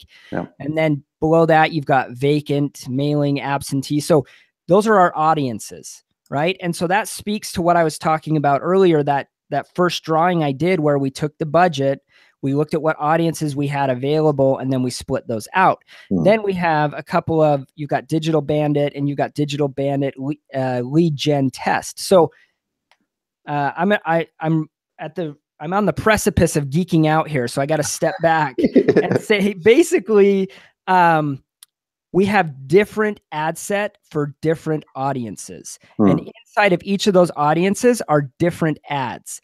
And we look at the account holistically. So if you look at the cost per lead, that varies pretty dramatically, right? From $12 to $137.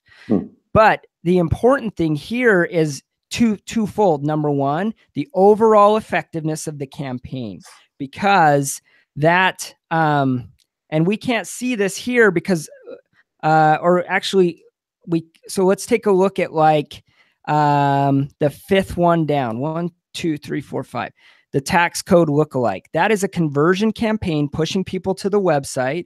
And you can see it's got a $39 conversion cost, which is great. But it's also got 6,600 reach, and we're not looking at the clicks here. So if my guess is if we were to dig in deeper, we'd also see that this one is driving a lot of traffic to the website. So that's feeding our retargeting campaign, right? So we look at things holistically. We're going to look at things individually. Of course, we want to know how an audience is performing. Like that second one, it might be on the precipice of being paused or revamped, but we're going to look at things holistically. I love it. So here's a couple more, and there might be some different little hooks we can talk about. Is there anything on this one that's worth diving into? Let's see. I think we're kind of looking. I mean, same thing, right? One difference here is we've got some cash buyers in there. That's the second one there. Facebook is a great place to find cash buyers if you need to build your list.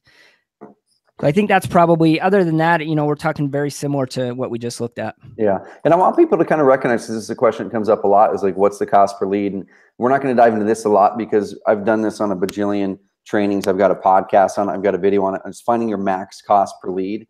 And your max cost per lead is usually way higher than you think it is to have the math work for you to win in your market. So make sure to go find that training and on our website, go to oncarrot.com/blog, go to a little search bar and then type max cost per lead and find that training, because even with $128 a lead, you might be able to crush it at $128 a lead if you trust the math. And then if the max cost per lead says you can spend up to $300 and win. So look at these with a grain of salt, right? The $10 lead isn't better than the $50 lead. Correct. Yeah, Trevor. And that's the big piece of data that's missing here is, or that's not that's missing here, but you have to remember is the value of the lead on the backside. So number one, what your max cost per lead is, and then also what your ROI is on this spend. Exactly. So we could show a lot more of this stuff. I mean, there's questions that are coming in and there's tons of ads we can show. And like I said, these are just some of the ads that Kylie pulled out of his lookbook that his team and them used in his ad, what do you guys call it? The ad master file, the big spreadsheet. Yes. So that is this crash course. I promise it would be a crash course. Kylie's been doing some Facebook Lives in Facebook. We're probably going to be doing some more of those. But what we wanted to do is go through these three secrets, because the biggest thing on the first side of it is people are doing their Facebook backwards. They're thinking on the ad first when they should be thinking on the budget, and then your list, and then your lists, and then your assets, and then your ads. Because that right there alone is turning around campaigns from not being profitable to profitable. The next thing, once again, is I really do believe, and I don't make any money by you guys spending money at Facebook. So I really do believe that every investor and agent needs to be using Facebook, at least for retargeting, the way that we laid it out. We gave you guys some good ad examples. We laid out a framework on what to show people during that cycle. And if you're not, then you're not nurturing that relationship with that person who landed on your website. Just like Kylie mentioned, that client, 3, 5, 6 months later, whatever it was, they came back to him and said, hey, we closed the deal on this from a person that was on our website 6 months ago, because of their follow-up through Facebook and some other means. So you've got to get Facebook going, at least for retargeting. Make sure retargeting is set up correctly like we laid it out. And we gave you some examples of that. Secret number 3, after over 1 million ad spend, we showed you some of the ads. We showed you some of the data, the cinemagraphs, the video. And one last thing to close the loop here, Kylie, what types of things, because there's some questions coming down on it, what types of things should people do video on? What types of things? So here's I think the easiest answer to that. Look at the audiences you have access to that you want to go after, and then create content that speaks to those audiences. So if it's a tax delinquent audience, go out and get a customer testimonial from someone that you recently purchased that was tax delinquent. If you can't get that, then take a picture of their house and tell the success story in text. And the other thing would be to film yourself or someone from your team talking about that, again, in front of, you could be standing in the house, you could be walking through the house. So think about what audiences you have access to, and then go after those first. If you're listening to this going, well, I don't have any audiences, I would argue you probably do. You just need to think a little harder. But the other thing you could do is you could make a video that talks a little more broadly about the value you provide, and that could be where you start. Mm-hmm. Cool. I love it. And one of our clients just piped in too that I'm not sure if he's using video post, but with Carrot, we have a feature called video post, where you can create a short video, 3 to 5 minutes, upload it to YouTube. You put that URL into our system, and then we create a blog post for you. And that can be part of some of that value building retargeting in there too. So what we're going to do now, guys and gals, is I just want to kind of break it down into these 3 steps. So with Facebook marketing, wrapping it all in a bow, it's really about the right strategy, first of all, not just going after tactics. We got to have the strategy. That's where people are wasting a lot of money and getting discouraged in Facebook, saying it doesn't work in their market because the strategy isn't right. Next is the right audience and ads. Kylie mentioned some ways to get audiences. There's some questions about audiences in here we're going to answer here in a second. And then how do you then create ads that speak to those audiences, like Kylie mentioned, because that's a big part of it. You can't just be throwing up ads that all say, we'll buy your house, and randomness on testimonials. And then third, and this is probably the most important part, is then iterating and tweaking the profitability. Kylie, when you guys launch campaigns, and just pull this out of thin air, whatever pops in your head, how often, what percentage would you guys think that out of the gates you're successful right out of the gates with your Facebook campaigns, where you're hitting your cost per leads right away and all that? Oh, that's a great question. There's a lot of variance there. I would say what typically happens is you have some ad sets that are successful and some that aren't. Mm-hmm. So you're iterating usually, a couple weeks in, and you have some that are doing fantastic and some that aren't. And here's the thing about digital marketing, especially marketing in general, but digital marketing in general, or excuse me, marketing in general. There's fixing and there's optimizing, and you're never done optimizing. There's always opportunity. Even if you've got this fantastic conversion rate, what if it was even 0.5% better, right? So you can always optimize more, but you're also going to come out of the gate and you're going to have some things that don't work the way that you thought they would or the way that you want them to. And so that's why that framework is so important. Mm-hmm. And you guys, we were talking about it earlier, you guys have a framework. It's your 3-step framework for kind of turning a campaign that's not performing very well, turning it around. And we talked about just some brief things that you can look at, but that's something that is really important. I don't want people to dive into this and go, hey, it's something where I can just put these ads up, put it out there, and never look at it again. There's got to be someone looking at that stuff, iterating the things. It could be you, it could be someone that you're hiring, something like that. So make sure you're not just tossing up ads and then not iterating and not having someone. If you're not going to do it or you don't have the knowledge to do it, make sure that someone is there for you to bounce things off of. And this is really what it's about. You know, finding good ads is easy, like I said, but you've really got to build, learn, and adjust. Without the adjustment part and having access to a guy like Kylie, it's really hard. And some people asked for this, and I knew people were going to ask this. So we created a slide for it. I'm like, dude, we're going to be talking about Facebook ads, and there'll be a dozen people in that say, hey, I just want to hire that dude. And Kylie does take on clients. That's not what this call is about particularly. But Kylie, why don't you tell people kind of what it looks like to work with you if they were wanting to, because we just knew that was going to come up. Yeah. Okay. So we do take on clients. We don't take on, we only take on a certain amount of clients.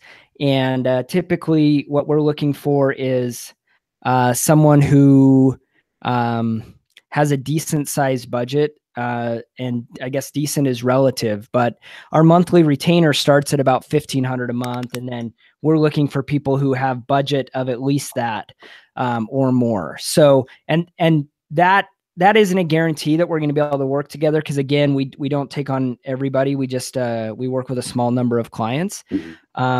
We do some coaching for people that are running their own ads and just need some help, and the hourly rate there, anywhere from $500 to $1,000 an hour to coach and consult is those are kind of the two main ways we work with people. And it's worth it, dude. So we were talking about one of our mutual clients, Zach, who you were running ads for before, and he's kind of turned into one of those coaching students now. Zach's like, hey, let me take this on. He's taking it on, but you're hopping on some calls with him and he's paying really, really good money for that. So for this caliber of expertise, y'all, if you kind of fit into that bucket, you guys can look Kylie up on Facebook. Obviously, you go find him on Facebook, or Silver Street Is it just silverstreetmarketing.com? Is that yeah, that's the best place. silverstreetmarketing.com. There's a little form that you can fill out there. Cool. So one thing that I want to do here is same thing. We never want to leave y'all hanging. We never want to leave y'all hanging, because the worst thing that we could do is throw a bunch of knowledge at you, have your head spinning, and then not close the loop for you. And at the same time, obviously we're in business. We want to make sure that we're building so much value for you, and that we can just add so much. We can like cover those gaps and answer those questions and give you the resources to get it done. So who on this call would really, really love help with this? Who would love help to really turn that dollar into $6 potentially, predictably over time, if you had access to Kylie, to his team, to his processes? Like, who on here would like those processes, would like the lookbook for the ads, that the ad master file that they've built up after over $1 million in ad spend, their 3-step optimization framework, all that stuff. And there's people already popping in. So same thing, we didn't want to leave you hanging. So what we've done is we rolled out a course a couple years ago called the Facebook Leads Masterclass, and we were looking at what to do with it. And when Kylie and I were literally sitting in Sedona, Arizona back in October, I think it was, and we had broken down, busted an axle on this ATV. We were sitting there for a few hours, and it was funny because him and I were wanting to pull away and get some time to think about how we could help our clients more on Facebook. And I think it's like fate when those things happen, where we're stuck out in the desert at night for hours. we came up with this. We're like, all right, what are we going to do? Do we replace the old course? Do we partner on something? I want to give our clients the best, but it's got to make sense for Kylie, for us, and for the client. So what we've done is we're coming out with an advanced edition of our training. The training that we have before is a really, really great training. It's an amazing training. But this is the latest stuff. This is not just from us. This is from the best in the business, all of his actual processes, all of the things that make his business work, the things that he trains his employees on, the things he gives to his employees. So even if you're not the person who wants to do this, but you want to invest in this, invest in process and system, and not have to wade through all the time and energy to make this yourself, you can give it to someone on your team, or possibly even just give it to your cousin Eddie, who wants to run this stuff. So what you're really getting with this is you're getting Kylie's team, the stuff that Kylie's team uses every day, okay? And when you invest in this Facebook Leads Masterclass, the advanced edition, if you already have the primary edition, then cool, you can upgrade to this. We're going to show you some cool bonuses, and also a discount that you're going to get if you're an existing Carrot customer. We always want to love on our customers, And we're also, dude, we've got a vision for this. This isn't going to be something that is going to be a static thing. As Kylie's processes update with his business, as his lookbook updates, as his master file updates, we want to update this stuff. We want to keep you guys kind of in the know. So when you invest in this, we're just going to kind of walk through what you're going to get. And if it's a good fit for you, if it's going to help you ramp up your lead gen, if it's going to help you really finally tap into Facebook well and stop losing 1, 2, 3, 4, 5, 10 deals a year because of underperformance on your ad spend, or even if it helps you just save $1,000 or $2,000 or $3,000 in ad costs because your ads weren't optimized very well, then this right here is going to help you with that. So the advanced edition of the Facebook Leads Masterclass is a 6-week immersive program with Kylie, access to his in-house training system, his swipes, his templates, everything he uses to repeatedly and predictably get leads on Facebook. You're going to be able to access, once again, office hours calls, ad critique calls for 6 full weeks, and we're going to be showing you guys a little bit more about it. So what are you going to get? You're going to be able to get every detail of Kylie's Facebook leads process broken down. It's the same training he trains his team with. And if he hires a new person to come in to go, okay, how do you do this effectively? He delivers this stuff to them. It's 12 plus hours of video. Doesn't mean you have to sit through 12 plus hours of video. You might be already at a certain spot in your Facebook expertise. You can jump to the spots that you need to really optimize. It's going to be walking you through the motivated house seller ad frameworks and swipes. It's going to be walking you through some cash buyer ad frameworks and swipes if you're looking at getting buyers. You're going to be able to get his 3-part ad audibles framework to turn underperforming campaigns to profitable. And I'll have Kylie talk a little bit about each one of these items here in a second. Kylie's in-house Facebook ad lookbook. This is the designs, the things that they found work the best, the visuals. You're going to be able to get his master file, which we're going to show a lot more too. And we're going to keep on adding to it. We want to add a lot of value to you guys and make this the best in the industry.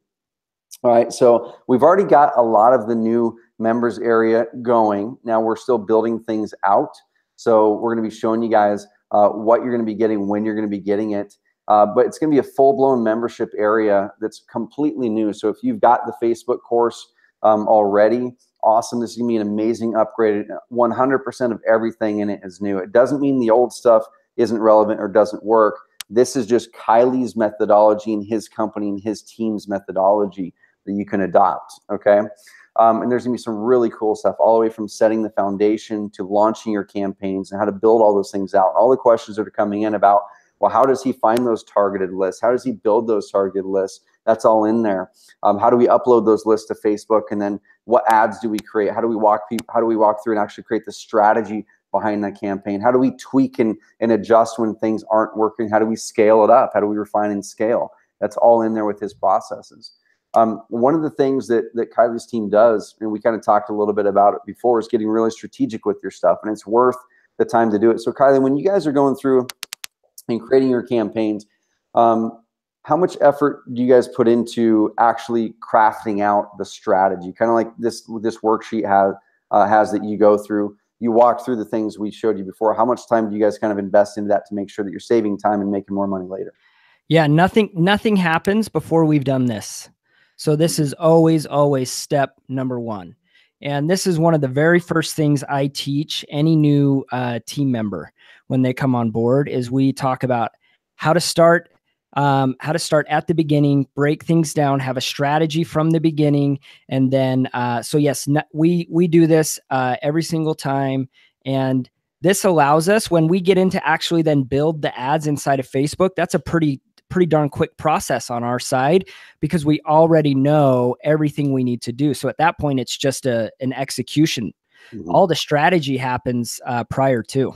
Cool. So you guys will be able to get the worksheets that they use to craft the strategy and the training on how to do it, or you can hand it over to your person who's going to execute it. So explain what your guys' ad lookbook is and how you guys use it in your company. Yep. So this is part of our training process as well, where basically I'm trying to do 2 things here. I'm showing exactly the top performing ads in different categories or different audiences. So here we're looking at tax code violation, just a screenshot. But what I'm also doing is training on the mindset to be able to identify other potential pieces of content, because that's so important. Again, like a tactic is great. So if you have this ad here, you can swipe it, you can go and deploy it. But what do you do when this ad stops working? You need something else. So this training is designed, this manual that we use internally is designed to help people understand, well, what is it about this that makes it work? What is it about this visual that makes it work? You have the copy in here too, which we pull some of the top performing copy in here, but we actually have a separate piece for that, for the copy. But this is a nice way to get people to wrap their head around the different types of audiences, why certain types of ads appeal to them more than others. I love it. And there's one thing I want to toss out to people is, anytime that I myself in my business can like buy someone else's processes and streamline that, and I don't have to go learn it myself, then I always invest in that. I pay $25,000 a year for a mastermind that I'm a part of right now, and a big part of it is like I get access to some of their processes, and for me it's a no-brainer because we can go and deploy them and get people working on them right away, which is really, really cool. And one cool thing about the ads lookbook too and all these resources is it doesn't matter what business you're running. I mean, if you're a real estate agent, if you're a real estate investor, any type of investing, this works. But the same model, you just have to change the content out. It works if you're a plumber. It works if you've got a floor cleaning business. It doesn't matter. So if you have another business, this will also help you to understand Facebook marketing better and grow that side of the business. So the other thing you mentioned, Kylie, was where the copy is. You guys call it your master ad file. So explain that really briefly and how you guys use the master ad file. Yeah, so we break it down by copy, by headline, by newsfeed description. So these are all the different things you can customize in an ad. And then we run tests on different combinations of these things. And then basically the winners emerge, and then we take those winners and we test them against more things. So we're constantly iterating and testing. This master file is our reference point for what we've tested in the past, what's currently working the best. And then we use like in columns D and F, they're kind of hard to see here, but we actually then name our ads using this framework, which is just something I love to do because it allows me, when I'm analyzing the performance of my ads, it allows me at a glance to see how, which ads are doing the best. Cool. I love it. And this right here, this is so big because as you guys are going through and kind of straining and worrying what to write in the copy, go use the master ad file. You can then take inspiration from it and adjust it and test stuff on your own, but this would be a great start. You can just use the master ad file, start to test them against the ads you already have, or have this be the stuff that starts for it. And this is something that as their master ad file updates, we want to make sure to kind of update you guys with it too. So it's something that will, as Facebook grows and evolves, we want to make sure to continue to give you guys a good resource through this training, right? Cool. So the next thing is when your ads don't work, which invariably is going to happen. Like you're going to have campaigns that sometimes won't work out. It's part of life. We're going through it here at Carrot, where we had a certain campaign for our company that worked out amazingly well, and then we're like, hey, let's duplicate that over here, and we did, and it sucked, and we're like, oh, we're trying to figure that out now. And going through a certain framework helps with that. Same thing on pay-per-click, you Google pay-per-click or any of that kind of stuff. You need to have a plan when things don't work out, because they will at some point not work out. What are the things you do then to turn it around? And what do you guys do? I mean, without going into detail on the optimization framework, when you guys have something that isn't working, is it a methodical approach you guys work through and try to turn it around? Yes. Yeah. So this is I'm super passionate about this piece because I get this question a lot, like, hey, my ads aren't working. What do I do? So there's typically two problems with that question. Number one, you haven't correctly identified what not working really means. So why do you think they're not working? Right. So that's a big piece. Is it because you're not getting leads? Is it because you're not closing deals? Is it because you've spent $100 and you're not a millionaire yet? Like, so you've got to define what not working means.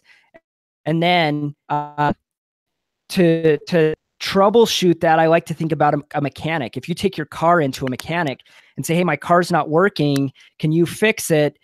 He's not going to say, yep, leave me your car. And then you walk away and then he just fixes it. He's going to ask you some questions, right? He's going to say, well, what's going on? What's not working? Well, I'm having a hard time stopping. Oh, okay. So are you hearing a squeak in your brakes? Like, they're going to diagnose the problem before they go to work. And this is basically our way to diagnose it. And I've spent a lot of time thinking about really three main categories that an ad can have, or a campaign can have issues in. That's what you see here: reach, clicks, conversion. And then inside of those are some of the warning signs, and then a whole bunch of solutions that you can work through to optimize or to fix. Sweet. I love it. So we're going to move on from that one. So what types of businesses does this work for? You know, for wholesalers, works insanely great for wholesalers. That's what a lot of the leads, if not most of them, are coming from for Kylie. Wholesalers, flippers, landlords looking for tenants.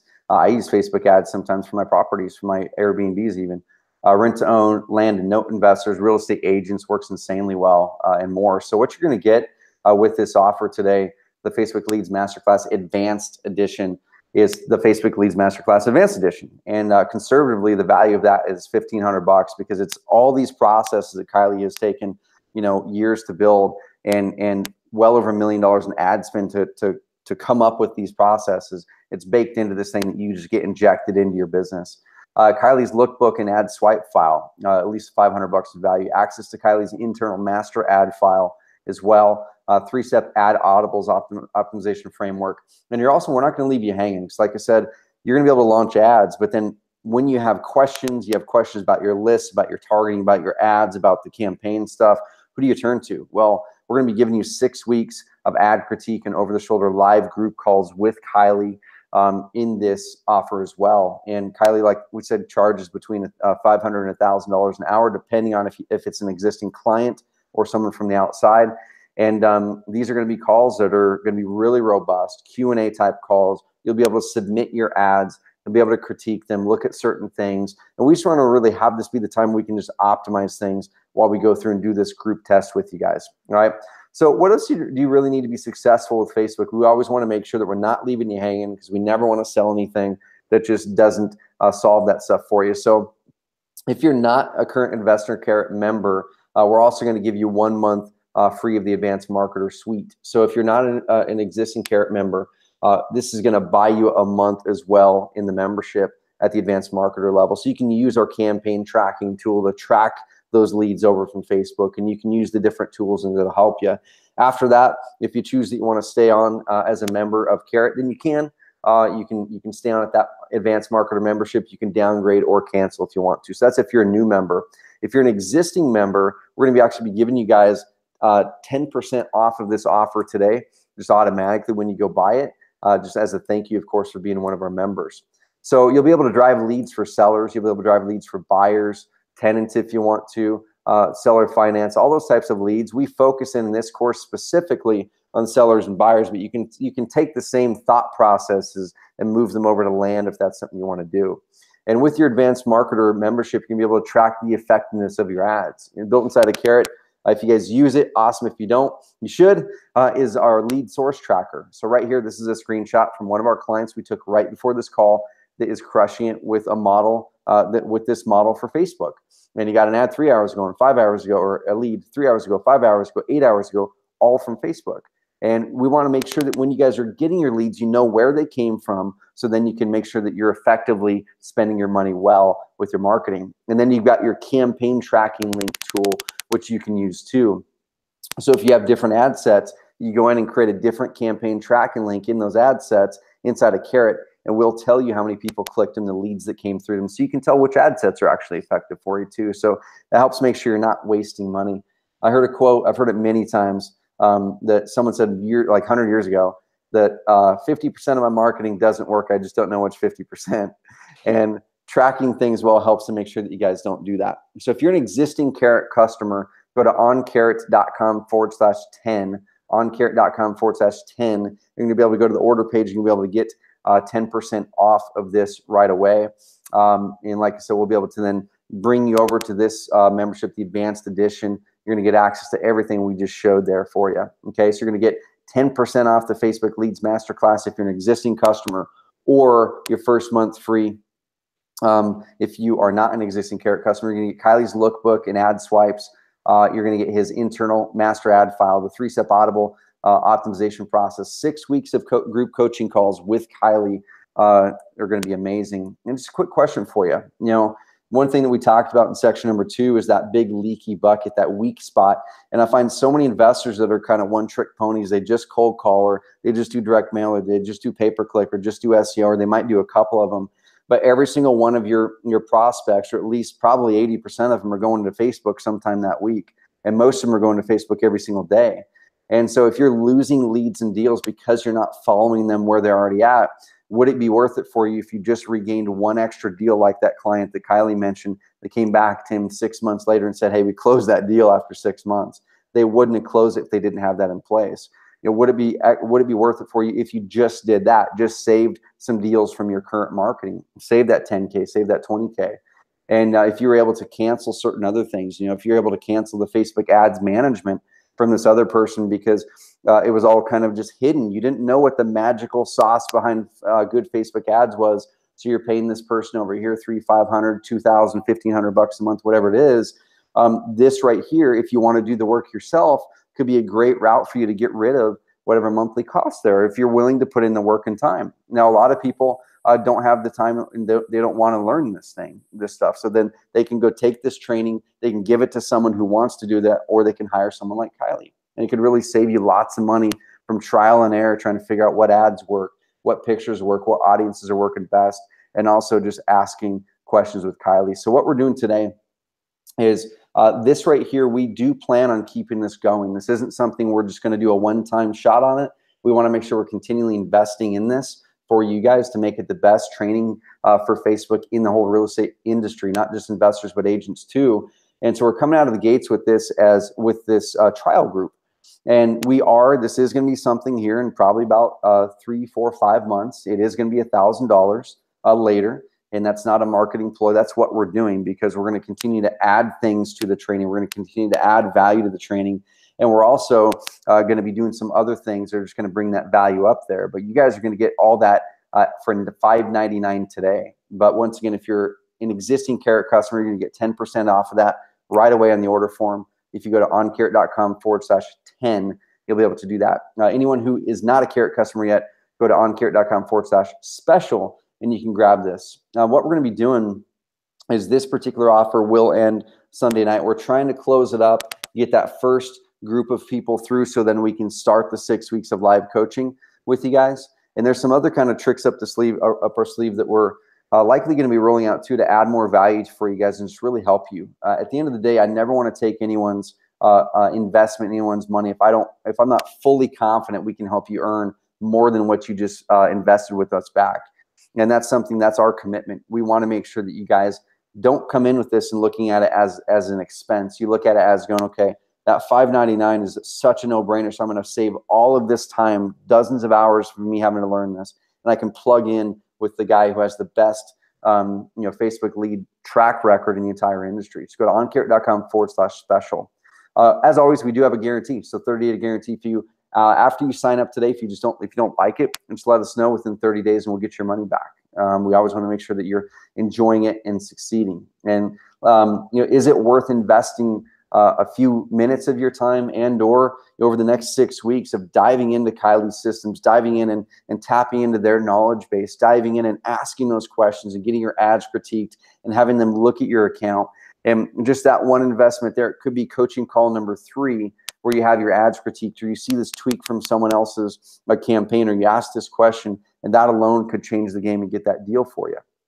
Okay, so just kind of recapping the value, you're going to get 1 month of Advanced Marketer for free, which is $159 or $150 value. If you're an existing Carrot customer, you're going to get 10% off of your purchase today instead. Facebook Leads Masterclass Advanced Edition, you're going to get the lookbook, you're going to get the internal ad master file, the ad audibles, the 6 weeks coaching calls, and some other really cool stuff as we go. Okay, so go to oncarrot.com/special. And the thing that I always look at, man, performance is a big deal for me. Performance is a big deal for me, where we've seen it so many times in our own business, and we've seen it so many times in other people's businesses, where one tweak or one addition or one insight changed it. And the cool thing is, in the real estate industry, where margins are really high, you're not selling something that's a $50 widget. It's a $10,000, $20,000, $50,000 profit. Those small tweaks can make a big deal. I mean, that's one of those things that makes an investment like this to tap into Kylie's systems make a lot of sense for many people. Okay, so there are some really good questions that people ask, and we're going to answer those questions. If you guys want to, go to oncarrot.com/special, and like I said, go grab the training. And this $600 is not going to change Kylie's life. It's not going to change mine. Him and I are, there's a split that we have, and we're not getting rich off of this, but we're looking at it going, okay, what is it worth it for Kylie to take the systems that they actually have in their business and give them to other people? And there's a cost there. It's not something that he can give away because he's giving his models, internal models away. But we know that within the Carrot ecosystem, we operate our business based on certain core values, and we trust that our Carrot clients are as well, that you guys will use those systems ethically, you'll use those systems honestly, and you'll use them to add revenue to your bottom line. We want to see you guys grow your business. And while that $500, that $600 isn't going to change our lives today, it's not going to make any effect on my bank account. It could change the trajectory of your lead flow as Facebook becomes more and more and more important in people's daily lives, and you've got to get your ads in front of them. So some really good questions that have came in here, Kylie, like lots of questions in here, man. So I'm going to kind of pick through some good ones here. And this one came up that came up a few times. Raphael mentioned it, but also a couple other people mentioned about targeting. Now we go over all of this stuff in the advanced edition of your systems and how you build audiences. So it's all in crazy detail over there, video and other things. But he says, how do you target these specific different audiences, probates, tax, equity, things like that? Yeah, so great question. Great question. The first place I would start is access to data you already have. So there's likely data you've already invested in for direct mail or for cold calling, whatever it might be. Those things can be uploaded and targeted on Facebook. So you can take a direct mail list, you can upload it to Facebook. Facebook will go out and find those people, and then you can use that as an audience that you're targeting. The other thing you then can do at that point is you can, from that list, create what's called a lookalike audience. So you're telling Facebook, this list right here, this probate list, is full of people that I want to get my ads in front of.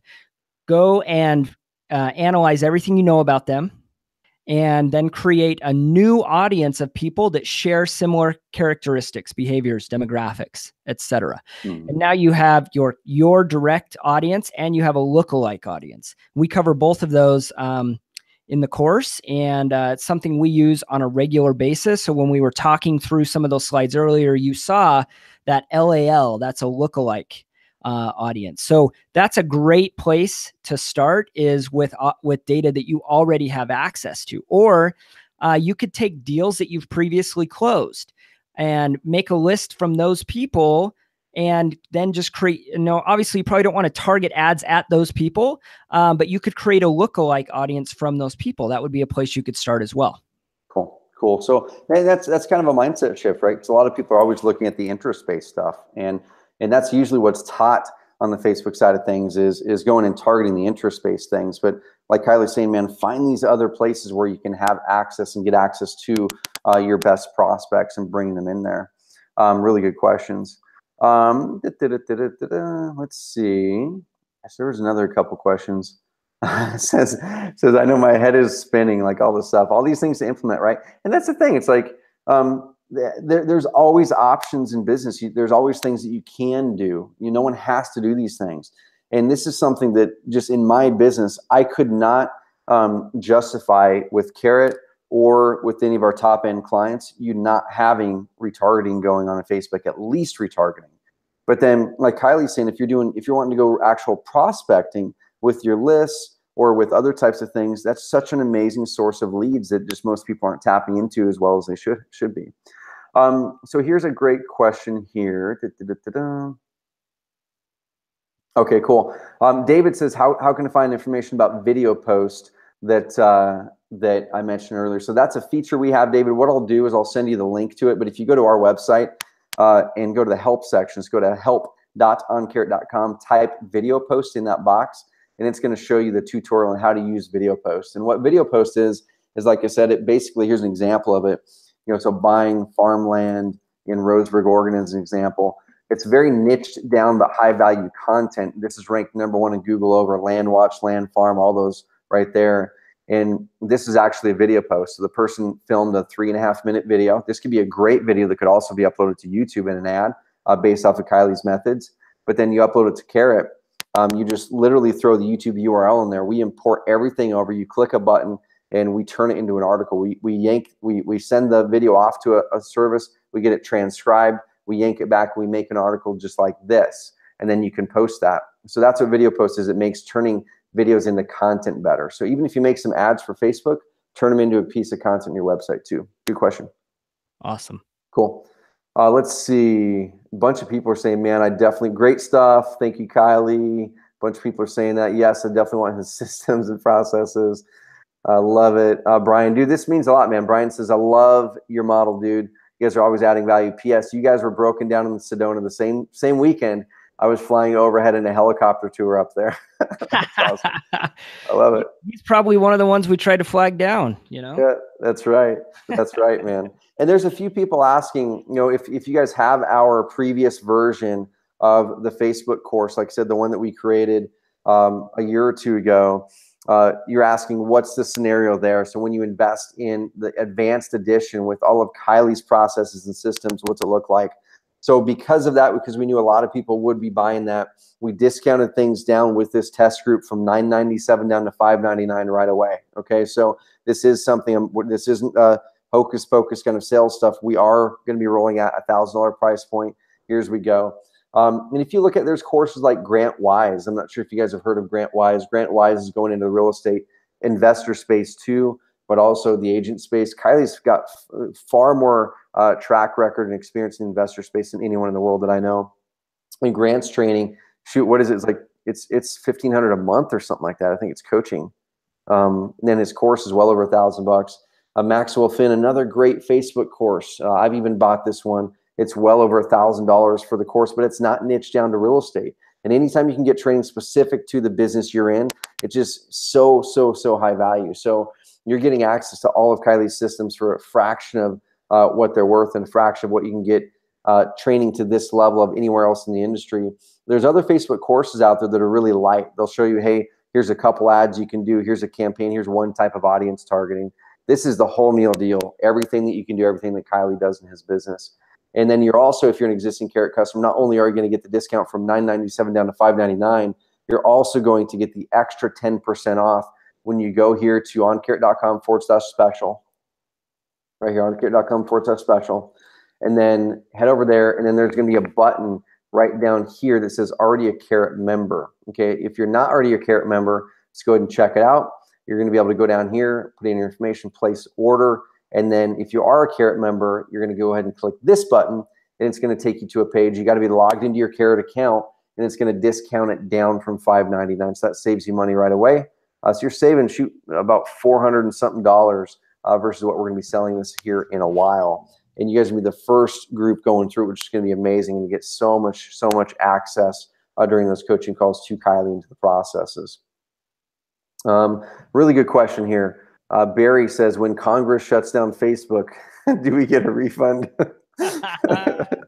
Congress has to figure out how to use Facebook first. Exactly. Man, what was the one, the senator in your area? What was he saying that we were cracking up about? This was his question. So you have a business model where people don't pay you for your service. How does your company make money? Mm-hmm. And Mark Zuckerberg paused for a minute and he said, Senator, we run ads.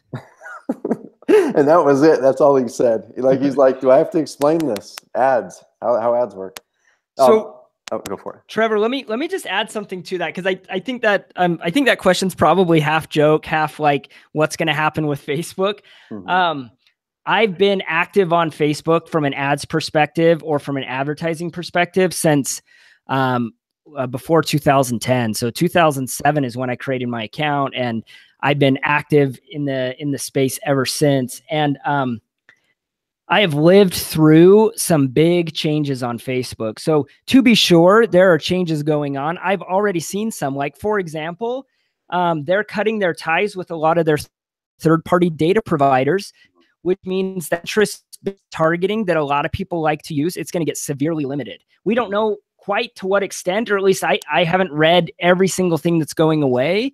But that's one of the things. A couple months ago, they rolled out that Facebook engagement plays a bigger role in that equation of how ads get delivered. So long story short, there are changes coming, but the framework that I've built is not just based on what I've learned in the real estate investment space, but it's based on my experience in general. Yep. And it allows you to flex and adjust. I mean, whatever changes Facebook makes, the only thing that impacts is how we deliver on our strategy. Mm-hmm. And that's actually the easiest piece to adjust, I think. So we're watching really closely, and we see changes happening in our accounts all the time. And that's part of what Trevor, I think you and I have talked about. We want to make sure that the information here that becomes updated, so if there's major changes that happen, we're going to update that information. Yep, exactly.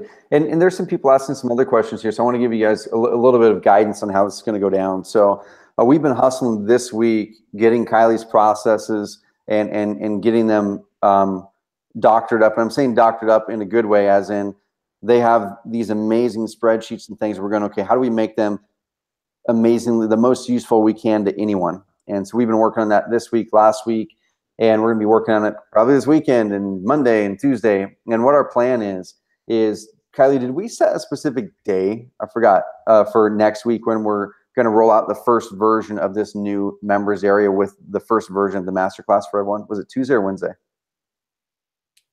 Great question. I think Tuesday. Okay, cool. So our plan is Tuesday afternoon, before 5 o'clock, is we're going to roll out the very first version of this to you guys. You're going to get a lot of videos that are going to be in there, lots of the worksheets, all the resources we just mentioned there. And we're going to have the first coaching call next week. So that way we can get you guys running. We can get you focusing on, it's like, hey, let's get some results for you insanely fast. We're going to announce when that coaching call is going to be before the end of this week. Now, this offer is going to shut down Sunday, and we're not looking to take in 300 people because it's going to be really hard to build value for everyone on those coaching calls, those ad critique calls, if there's 100, 200, 300 people on that. So we're only taking 50 people max into this. So if you come in on Sunday and it shows closed because the 50 people are gone, you're not going to be able to go through this with us. If you come in on Monday and you go, hey, I'm looking to join, we're not going to probably let you join because we're going to be starting that first cohort going through. So make sure if this is something that interests you to go to oncarrot.com/special right now so we can go through it with you together. And like I said, there's no risk, because if you go through it, you're going to be able to sit and go through this for 30 days. And if you get to day 28 and you realize, hey, you know what, this just isn't what I was looking for, then just let us know, we'll refund your money. So there's just literally zero risk there. And during that time, you could even get some updates made in your account that might make it perform better, right?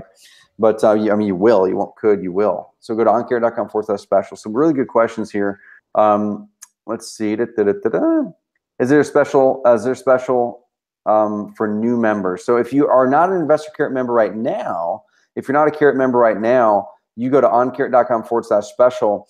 And what we're going to do is you're going to get your first month of the advanced marketer plan for free. So that's basically $150 savings right there. So that bumps it down even further for you. Existing customers, you get a discount as well if you go there and click the existing customer button. All right, really good question. Let's see. Barry says, what date does a 30 days start? The date that it technically starts, Barry, is when you buy it. But what we're going to do is we're gonna have the 30 days start when you get access to the course and we have that first call. Okay, so what we'll do is if you buy it today and you get in here today, make sure you're part of this first cohort, that it'll start when we have that first call, which will be Tuesday or Wednesday next week. Okay, probably gonna be Wednesday because I'm heading actually down to Phoenix, Arizona Thursday. But we're going to work that out. We'll let you guys know here before the end of this week when it's going to be. But yeah, it'll start from the first time you have access to everything and that training call. Really good question. Let's see. Okay, yeah. Barry says, so if you pay for the advertising on Facebook, Facebook will deliver it. If they don't like your free content, that's different, right? So he's kind of asking the question of, can you do free content on your page and still, get leads and get results? So you can do free content on your page. Absolutely. It costs nothing to have a Facebook business page. It costs nothing to post to that Facebook business page. This kind of speaks to, I mentioned this a little bit earlier, talking about my experience at the Color Run, where when Facebook first started, it was all about building an audience around your Facebook page. And there was this big grab for how many likes could you get on your page. And then when you posted, a really high percentage of people who liked your page would see your content. And then towards the end of 2014, I believe it was, Facebook made this really big shift where they basically said, it's all about the news feed now. And long story short, like, it's going to be hard for small companies to show up in the news feed organically. So you got to start paying. So now we're on the cusp of some more changes here where Facebook is saying engagement matters more, but they really have not said much about what that's going to have, the impact that's going to have on organic. And I know I'm speaking kind of technical here, so let me just break it down really simply. If you're posting on your page, it would be really just so that if someone happens to find you on Facebook, there's stuff for them to look at. I would not have the expectation that much is going to happen from that, simply because most people are not going to see that. Yep. Cool. Sweet. Let's see, looking at a couple of the questions.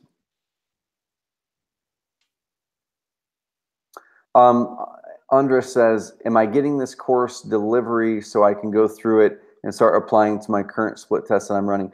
So you're going to be able to get access to this. It's going to be on Tuesday afternoon. So we're compiling all the resources. We're compiling everything. We're doing this webinar today, shutting everything down on Sunday as far as this offer goes. And then Tuesday is when we're going to be starting. Okay, so you guys will be getting an email on Tuesday with the access information for this.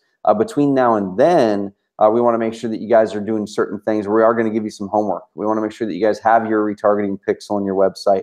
And there's a video that we'll send to you for that. And just get ready for Tuesday next week. Really good question. Cool. Awesome. Sweet. Jerry says, just got it upgraded. Great content. Sweet, man. I love it. Bunch of people are popping in here. Cool. Sweet. Okay, cool. So this is a really good question from Jesse. We'll answer two more questions and we'll bounce. Love the masterclass presentation. I'm paying about $4,000 a month in AdWords. How much do I need to spend on Facebook on average? I know it depends on the market, but just generally. Oh, that is a great question. So there's a couple points there. Number one, Jesse, you got to look at what your average closing ratio is. So whatever it is for PPC, it's probably a little higher for Facebook, just based on my experience. And that has to do with the funnel that we talked about earlier. So you're grabbing people at different levels of the funnel. So whatever it is for your PPC, add a little buffer in there, and then that'll give you an idea of how many leads you need to get to close a deal. And then divide that or times that by kind of your maximum cost per lead. That'll give you a good idea on your budget. Cool. Right here, really good question. Raphael says, taking the reins of planning and implementing our online marketing campaigns. Congrats. I love it. Taking action. Nice. In all honesty, we have been slacking on building out and implementing these online strategies and plans. So with that said, will we be too far behind if we are starting from scratch online with Facebook and ads and stuff? So they're basically asking, if they start now, are they at a disadvantage? No, definitely not. So Facebook is one of those things that you could turn on tomorrow and you'll start getting views and traffic. And so you're not at a disadvantage. I mean, certainly maybe someone who's been at it for a while has more learning in their bank than you will, but there's no better time to start than today. And I'm the same way, man. And a lot of people ask that question to us about SEO or something like that. And such a good example is, Brian Rockwell's an example I use quite a bit, because he's in a crazy competitive market of Dallas, Texas, and had all the excuses in the world not to do SEO, not to do pay-per-click, those types of things. And he's like, man, can I actually rank #1 in my market because everyone else is already there? The answer was, it's going to be hard, but if you follow the plan, the strategy, and execute it, you can do it. He's ranking #1 in Google now, a little over a year later. He did over $700,000 in gross revenue last year, his very first year in business, and in one of the most competitive markets in the country. So it's never too late to start. It's kind of like the saying goes, when's the ideal time to plant a tree? 20 years ago, but the second most ideal time is right now. So make sure that you're getting started on something. And once again, I'm not saying, hey, if Facebook should be a part of your mix. We had this call because I am truly convicted that Facebook needs to be a part of your mix.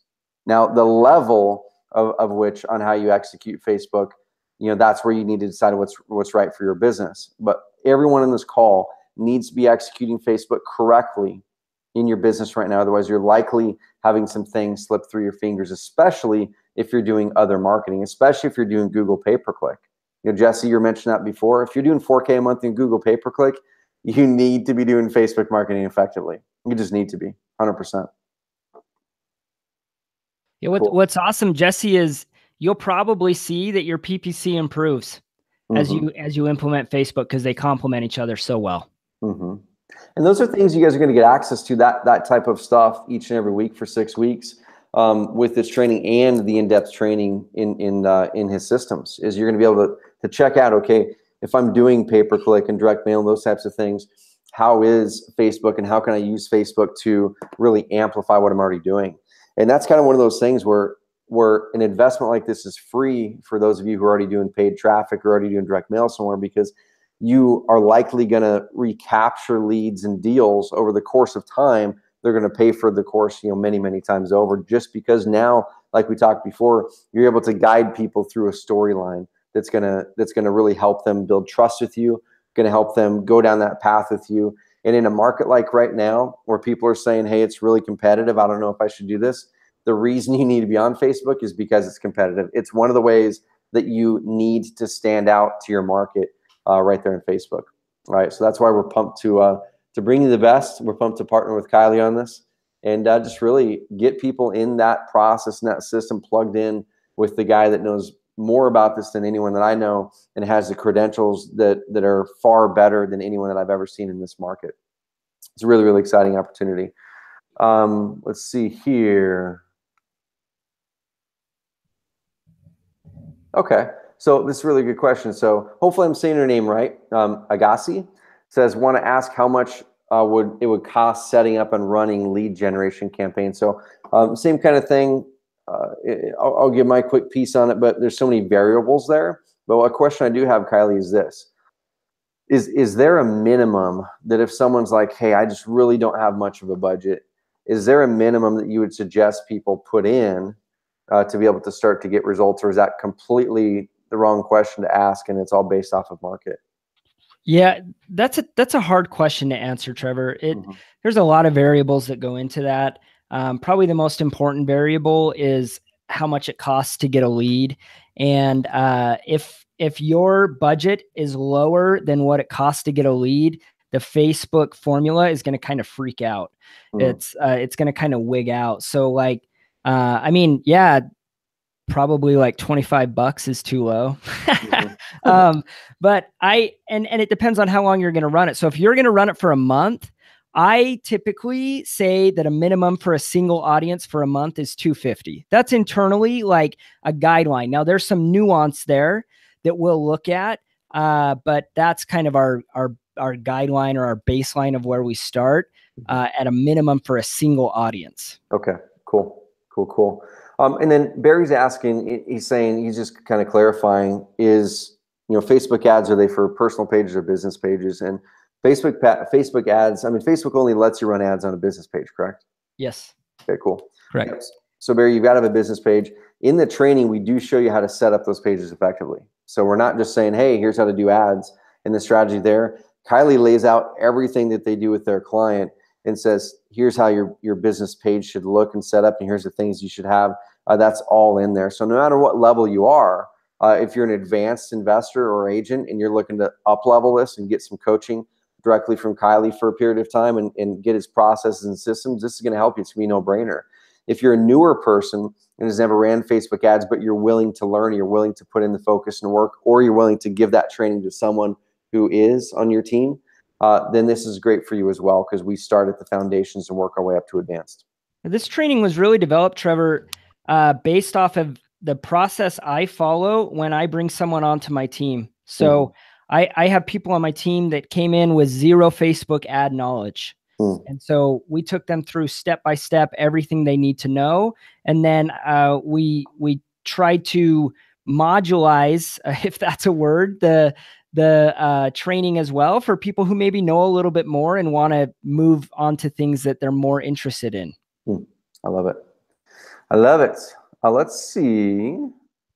Yeah, so good question. So Kathy says, with regards to the Kylie Newbold training, will I be able to have my VA access this? So Kathy, if you're an existing Carrot customer, which it looks like you are, what you'll need to do is just connect with our team. There's two ways you can do it. You can either give your VA your Carrot login, or you can connect with our support team and have them set up a user for your VA that we would give access to your training. So that's we built this. So it's, guys, I'm the notorious guy who this thing is perfect for, is like, I would buy it and I would hand it to my team member, because as much as I want to learn it and it's very, very interesting to me, I'm probably just not going to carve the time out to do it. And if I do want to carve out the time to do it, it's all there. But it's also set up, like Kylie said, that the way we're building this out and the way we're structuring it is so it's the way he trains his team members. So it's the same way you guys can train your team members.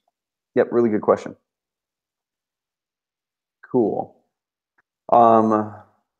Yep, totally. Yeah, Jesse's asking the same thing. Is like, can I have someone else do this? So I guess let me know your opinion on this, Kylie. And same thing. It's a really loaded question, but he says, is it something my VA could do, or do I need to keep it a close daily pulse on it? So if it's something, whether or not your VA can do it, I mean, that's definitely a function of your VA's capabilities, as far as like, can they follow directions and can they learn kind of the framework and operate within it? So I would say yes, right? Unless they're like super, super low level. You don't have to look at things daily. In fact, we cover in the course how frequently I recommend looking at data. We also cover in there how you can set up automated reports, and we cover the KPIs, meaning key performance indicators, or pieces of data that we look at most to determine effectiveness. So I would say if it were me and I were passing it to my VA, this is how I do things with my team as well. I'm very much involved in the strategy. Then they're executing, and then we're looking at the reports together on a regular basis and operating from that. So definitely you don't need to be in Facebook ads every day. In fact, I would recommend that you don't, or that you're not in there every day, but that you're using the reporting features for that. Cool. Good stuff. And I'm with you there. I mean, so many variables on that as far as the VA's skill set goes. Clint, yep, for sure, man. Let's connect. Let's connect on that, man. All right. We've got you. We've got you. Okay. Okay. This person says, really good question, because like I said, this is something that I can see some people kind of getting confused over it, and it's a very good question. But are you paying for the old course, the light version, the one that is currently in the marketplace, or this one? So this one's completely different.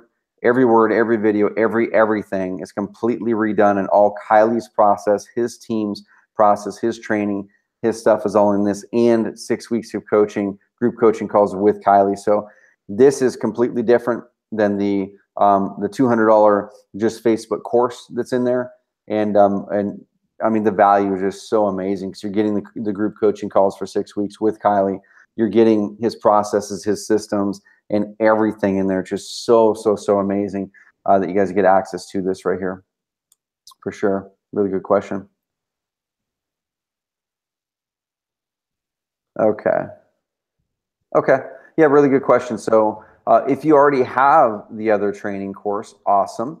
What's different basically is the other course does go through a lot of really good things. You can have good success with it. That course was built before we ever knew Kylie. So that was built before I knew Kylie and had a relationship with him. Now we're going, okay, this right here is the best in the business, his processes, his systems, coaching with him. So everything about the training is different. Now, both of them talk about retargeting.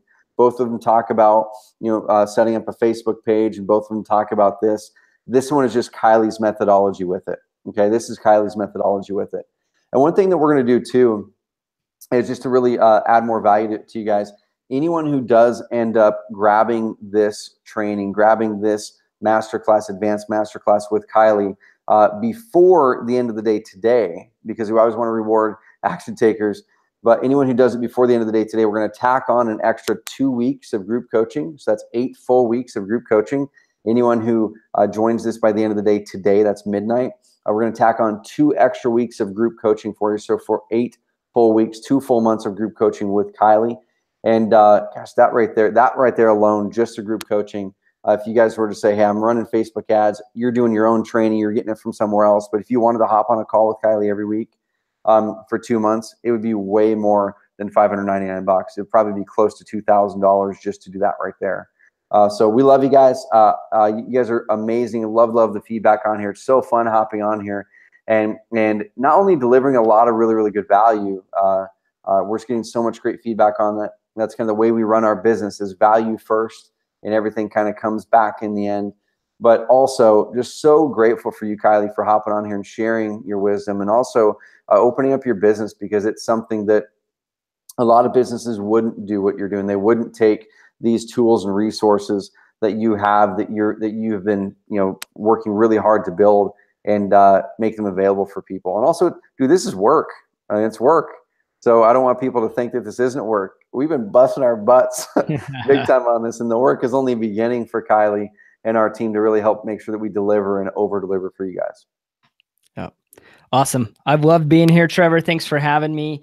I just want to say one parting thought from me. When I started my journey of working with investors, one of the things I absolutely loved was the fact that every single person I interact with, whether online or the phone or whatever it was, it's a fellow entrepreneur chasing a dream, building a business. And the thing that gets me really fired up about this is if I can be instrumental or helpful in someone doing that, then that's really meaningful for me. Mm-hmm. One last thing I'm going to finish with. This is really cool. So Tim Ittenbach, one of our clients, dude, we were talking not too long ago.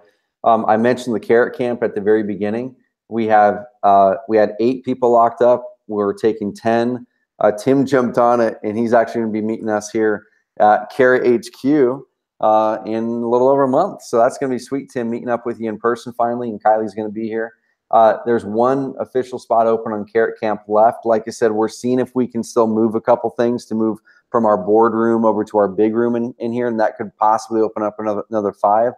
But we're not sure if we're doing that yet, because there's a few things we've got to adjust and kind of make work, because our big open space here at the loft is an open space, and there's other people that work here at the loft that are not Carrot team members. And so we're going, okay, how do we do this and move out of the boardroom over there and not completely disrupt our businesses for 2 days?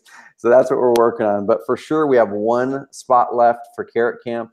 If you go to carrotcamp.com, you can grab that spot, and you can meet Kylie and I directly here at Carrot HQ. And then also grab this offer. Go to oncarrot.com/special, and you're going to be able to not just meet Kylie and myself and my team, and the other amazing high-level investors are going to be there and hang out with us and have amazing experiences and execute and implement and be inspired and get outdoors. But you're also, if you grab this offer, go to oncarrot.com/special. It's kind of like the dynamic duo. You can get executing and implementing on this, hop on these coaching calls with Kylie, and then right around the time when the coaching calls are going to end, you're going to be meeting us in person. You can ask some more questions here with us for a couple of days. But that's only open for one more spot for sure. Go to carrotcamp.com. And then we'll notify people as soon as those 10 close. We're going to close it down, and then we'll see if we can open up 5 more in the next week, and we'll let people know for sure. But recapping this, 1 month of Advanced Marketer for free. If you're not a Carrot customer yet, if you are a Carrot customer, you're going to get 10% off this purchase right at the point of sale. You're going to get the full Facebook Leads Masterclass Advanced Edition. This is all of Kylie's systems, tools, processes. We're going to continue to build out the training over the coming weeks and months. You're going to get access to on Tuesday afternoon. So if you email us today and say, hey, what do I have access to? Please don't, because you don't have access to anything right now, but you're going to get all access. You're going to get access to the first slew of things on Tuesday afternoon. We're going to send an email out to you early next week on when this first coaching call is going to be. Get that on your calendar, get it blocked out. And then from there, you're going to know exactly when all of the coaching calls are going to be, so you can start to put them in your calendar. Everyone who grabs this offer before midnight tonight is going to get 8 weeks of coaching, not 6 weeks. You're getting a bonus. And we are just crazy, crazy, crazy pumped to work with y'all. And there's a bunch of people that have been popping through here. Billy, flipping Houston, U.S. property liquidation. It doesn't show me their names, but their carrot username Freedom, Kathy, Kandori, Swing Real Estate, Cab Real Estate Services, full disclosure. So like I said, we're capping this off at 50 for sure. So we can really make sure that we have everyone, we can give everyone attention. And we're closing this down Sunday night, and then we're going to start it up. We appreciate you guys. Kylie, man, thanks again, once again, dude. Thank you. Our work is just starting now. Thanks to everyone who joined us today. Really appreciate it. Yep, likewise. Thanks, guys. Have an amazing rest of the night.